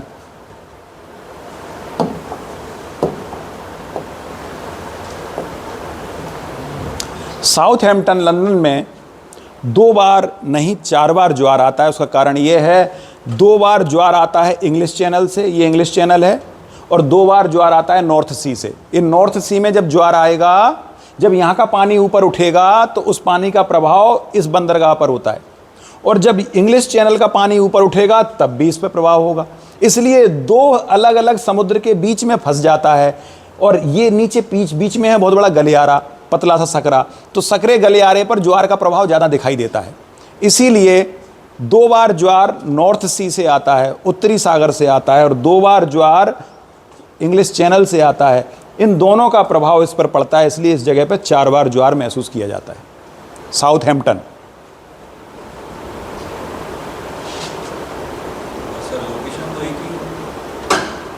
टाइम अलग अलग है ना, यहाँ अलग समय पे आएगा ज्वार, यहाँ अलग समय पे आएगा, फिर भी अंतर तो आता है ना।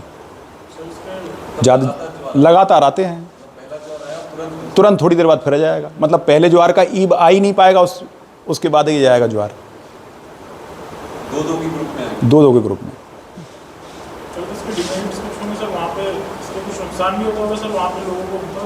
नुकसान का आएगा, फायदा ही है। ज्वार आ जाएगा तो फायदा है, जहाज़ों को चलना आसान हो जाता है। कई जगह ऐसे होते हैं जहाँ जहाज़ किनारे तक पहुँच ही नहीं पाते, जैसे हमारा कांडला बंदरगाह है, ज्वारीय बंदरगाह है कांडला। टाइडल पोर्ट बोलते हैं ना कांडला को, क्यों बोलते हैं? क्योंकि उसके किनारे पानी गहरा ही नहीं है। तो ऐसे पोर्ट किसी काम के नहीं होते जहाँ पानी गहरा ना हो। तो जहाज़ क्या करते हैं, कई किलोमीटर दूर पहले ही आके रुक जाते हैं, क्योंकि उनकी पैंदी टकराने लगती है ज़मीन से। तो जितने वो पानी के अंदर घुसे रहते हैं, तो पानी गहरा भी तो चाहिए, तब तो वो तैरेंगे, नहीं तो तैरेंगे कैसे? तो वो टकरा जाते हैं, जैसे ही ज़मीन से टकराए वहीं पर लंगर डाल देते हैं। फिर वो इंतज़ार करते हैं कि ज्वार आने का। जैसे ही ज्वार आया, पता रहता है उनको कितने बजे ज्वार आएगा, तो ज्वार जैसे ही आने को होता है वो तैयार हो जाते हैं बिल्कुल चलने के लिए ज्वार के साथ साथ। अब ज्वार में ऐसा तो है नहीं कि एकदम से पानी उठाओ फट से नीचे गिर गया, टाइम लेता है, घंटों लेता है। 6 घंटे 13 मिनट में ईब से ज्वार की तरफ पहुँचता है। तो धीरे धीरे लेवल बढ़ेगा, वो आगे बढ़ना शुरू कर देगा। जैसे जैसे लेवल बढ़ना शुरू किया, जहाज आगे बढ़ना शुरू कर देगा। तो 6 घंटे 13 मिनट में तो पहुँच ही जाएगा कुछ किलोमीटर। इस तरह से ज्वार के इंतजार करते हैं किनारे पर आने के लिए। इसी प्रकार जब माल लोड हो जाता है किनारे पर, तो अंदर जाने के लिए भी फिर ज्वार का इंतजार करते हैं। जब ज्वार आएगा तभी अंदर जा पाएंगे, नहीं तो खड़े हैं लंगर डाले किनारे पर। तो इस तरह से जहाज़ों के बीच में, समुद्री जहाज़ों के बीच में ये चीज़ आवाजाही, कई ऐसे बंदरगाह हैं जो ज्वारी बंदरगाह हैं, ज्वार का इंतजार करके ही वो अंदर और बाहर जा सकते हैं। हाँ, इसका दुष्परिणाम तब देखने को मिलता है कि आप किसी समुद्र में गए नहाने के लिए, बीच है ना, पुरी का बीच है, कन्याकुमारी है, आप गए नहाने, और जिस समय गए उस समय वहाँ ईब था। कल्पना करो उस समय ईब था, ईब था तो पानी घुटने के बराबर था। और फिर जब समुद्र में जाते हैं ना तो मन नहीं मानता, पहले डर लगता है, फिर उसके बाद अंदर जाते हैं, अंदर चले जाओ चले जाओ, कितने अंदर जाओगे, पानी बढ़ता ही नहीं, घुटने के बराबर ही पानी। 1 किलोमीटर 2 किलोमीटर जाओगे अंदर, तब पानी घुटने से थोड़ा इतना बढ़ेगा बस। तो क्या लगता है यार, समुद्र में तो नहाना बड़ा आसान है। तो आपने क्या किया, जिस समय ईब था तो चले गए 2-4 किलोमीटर अंदर, और फिर उसके बाद आ गया भाटा। जब तक आप निकलने को हुए मन नहीं माना, 2-4 घंटे रहे समुद्र में, और फिर ज्वार आने की स्थिति बन गई। भाटा के बाद ज्वार आने की स्थिति बन गई, और ज्वार आएगा तो समुद्र का पानी बढ़ना शुरू कर देगा। और फिर जैसे ही आप अंदर खड़े रहोगे तो थोड़ी देर में देखोगे वो पानी का लेवल तो यहाँ पहुँच गया। तब तक जब तक आँख खुलेगी, शुरू में तो मस्ती कर रहे हो तो पता नहीं चलेगा, जब पानी ऊपर बढ़ेगा तो लगेगा अरे यार ये पानी यहाँ तक कैसे आ गया, हम जब आए थे तब तो यहाँ तक था। उसके बाद अगर थोड़ा सा ज्ञान आया, ज्ञान चक्षु खुले, अरे यार ज्वार आ गया है, चलो निकलो जल्दी बाहर, भागो। नहीं भागोगे तो फिर समुद्र अपने हिसाब से भगाएगा। जब पानी का लेवल बढ़ जाएगा तो फिर धक्का मारेगा, फिर वापस आएगा, फिर धक्का मारेगा, तुमको खिलाता ही रहेगा समुद्र में, आगे पीछे तुमको बाहर ही नहीं निकलने देगा। ये दशा मेरे साथ निर्मित हो चुकी है, इसलिए बता रहा हूँ, मैं प्रैक्टिकल कर चुका हूँ इस चीज़ का। बिल्कुल मैं डूबते डूबते बचा हूँ। हालांकि समुद्र में डूबना आसान नहीं होता, लेकिन फिर भी उसकी जो लहरें होती हैं वो इतनी थपेड़े वाली होती हैं कि उसमें आदमी की मृत्यु होना स्वाभाविक है, क्योंकि समुद्र फिर उतना मौका नहीं देता। जब वो एक बार फेंकता है ना तो उसी पानी में लुढ़क पुढ़क होते रहोगे आप। पुरी के बीच पे जब मैं घुसा था तो पानी इतना था, पुरी बीच का अच्छा है, गहरा है थोड़ा, पानी इतना था। मैं काफ़ी अंदर चला गया, अंदर गया तो पानी और नीचे उतर गया। पुरी बीच गहरा था, गहराई में अंदर गया तो पानी नीचे आ गया। मैं 2 घंटे 3 घंटे तक ऐसे ही समुद्र में घूमता रहा। मैडम साथ में थी, उनको हमने किनारे ट्यूब पकड़ा दिया था, ट्यूब से तैर रही थी किनारे पर। अब ट्यूब से तैरोगे तो गहराई का पता नहीं चलेगा, क्योंकि पैर तो उठे रहेंगे ज़मीन से ऊपर, फिर चाहे ज्वार आए या ईब आए कोई फ़र्क ही नहीं पड़ता, क्योंकि अपन तो ट्यूब पर हैं। लेकिन मैंने ट्यूब लिया नहीं था, मैं चला गया गहराई में। तो जब मैं बाहर निकला तो मैंने देखा कि किनारों पर पानी का लेवल बढ़ चुका था। जब मैं घुसा था तब लेवल इतना था, और जब मैं बाहर आया तो मैंने देखा पानी का लेवल यहाँ तक आ गया था। तब मुझे वास्तव में तभी ज्ञान हुआ कि मैंने बेवकूफ़ी कर दी, मैंने ध्यान नहीं दिया या मछुआरों से पूछा नहीं कि ज्वार कितने बजे आता है। लेकिन मुझे उस समय एहसास हो गया कि ज्वार आ रहा है, अब ज्वार की स्थिति बन रही है। तब फिर मुझे लगा कि अब मुझे क्या करना चाहिए, मुझे जितनी जल्दी हो सके ट्यूब पकड़ना चाहिए। मैडम के ट्यूब को अगर मैं पकड़ लूँगा तो ही बचूंगा, नहीं तो मैं गया। तो मैंने बिना कुछ बताए, क्योंकि अगर मैं बता देता तो घबरा जाती, इसलिए मैंने बिना कुछ बताए जल्दी से जाके ट्यूब को मैंने पकड़ा। मेरे पैर ज़मीन से उठ चुके थे, और उसके बाद फिर हम दोनों बाहर निकलने की कोशिश कर, निकल ही नहीं पा रहे थे, क्योंकि पानी का लेवल बढ़ चुका था। हम जितना आगे जाते वो लहर आगे जाके पीछे हमको उतना ही ले जाती, और किनारे पर इधर फेंक देती, कहीं इधर फेंक देती, हम जा ही नहीं पा रहे थे बाहर। तब फिर मछुआरे हमको चिल्ला रहे, अरे भाई साहब 2 घंटे हो गए, जल्दी आओ बाहर, पैसा डबल कर देंगे। अरे हम तुम्हें क्या बताएं, तुम डबल कर दो या ट्रिपल कर दो, हम तो निकल ही नहीं पा रहे। फिर हमने उन्हें आवाज़ लगाई, हमें निकालो, हम निकल नहीं पा रहे। तब फिर मछुआरे आए, अब उन्हें आइडिया रहता है, फिर वो किनारे किनारे करके जिधर समुद्र की लहरें जाती थी वो उसी साइड में ले लेके, और जहां हम घुसे थे समुद्र से उससे काफ़ी दूर जाके उन्होंने मुझे किनारे तक हम दोनों को ले गए। तब हम समुद्र को पार कर पाए, नहीं तो हम वहीं खेल रहे थे बार बार। जितना हम बाहर किनारे की तरफ जाएँ वो उतना ही हमें पीछे फेंक दे, तो हम वहीं की वहीं, हम आगे बढ़ ही नहीं पा रहे थे। और समुद्र से कोई नहीं निपट सकता, सामान्य पानी से नहीं निपट सकते, समुद्र से कहाँ से निपटेंगे। समझ में आया, क्लियर हुआ? तो ये इस प्रकार की स्थितियां निर्मित होती हैं विद्यार्थियों। तो ज्वार भाटा हमने आज पढ़ लिया, इसके बारे में अच्छे से जानकारी ले ली, कब ज्वार ज़्यादा आएगा, कब भाटा आएगा, कब कहाँ पर ज्वार आता है, कहाँ भाटा आता है, अमावस्या, पूर्णिमा, इन सब की स्थितियों को हमने जान लिया। परीक्षा में जितने भी प्रश्न आएंगे इससे रिलेटेड आएंगे, और इसी तरह के प्रश्न पूछे जाएंगे। आप लोग स्टडी कर लीजिएगा, आज दिन भर पढ़िएगा। अगर इसमें कुछ भी समझ में नहीं आए तो आप कल मुझे फिर से बताएंगे, आप अपने जो भी डाउट्स हैं कल क्लियर कर लीजिएगा। जय हिंद।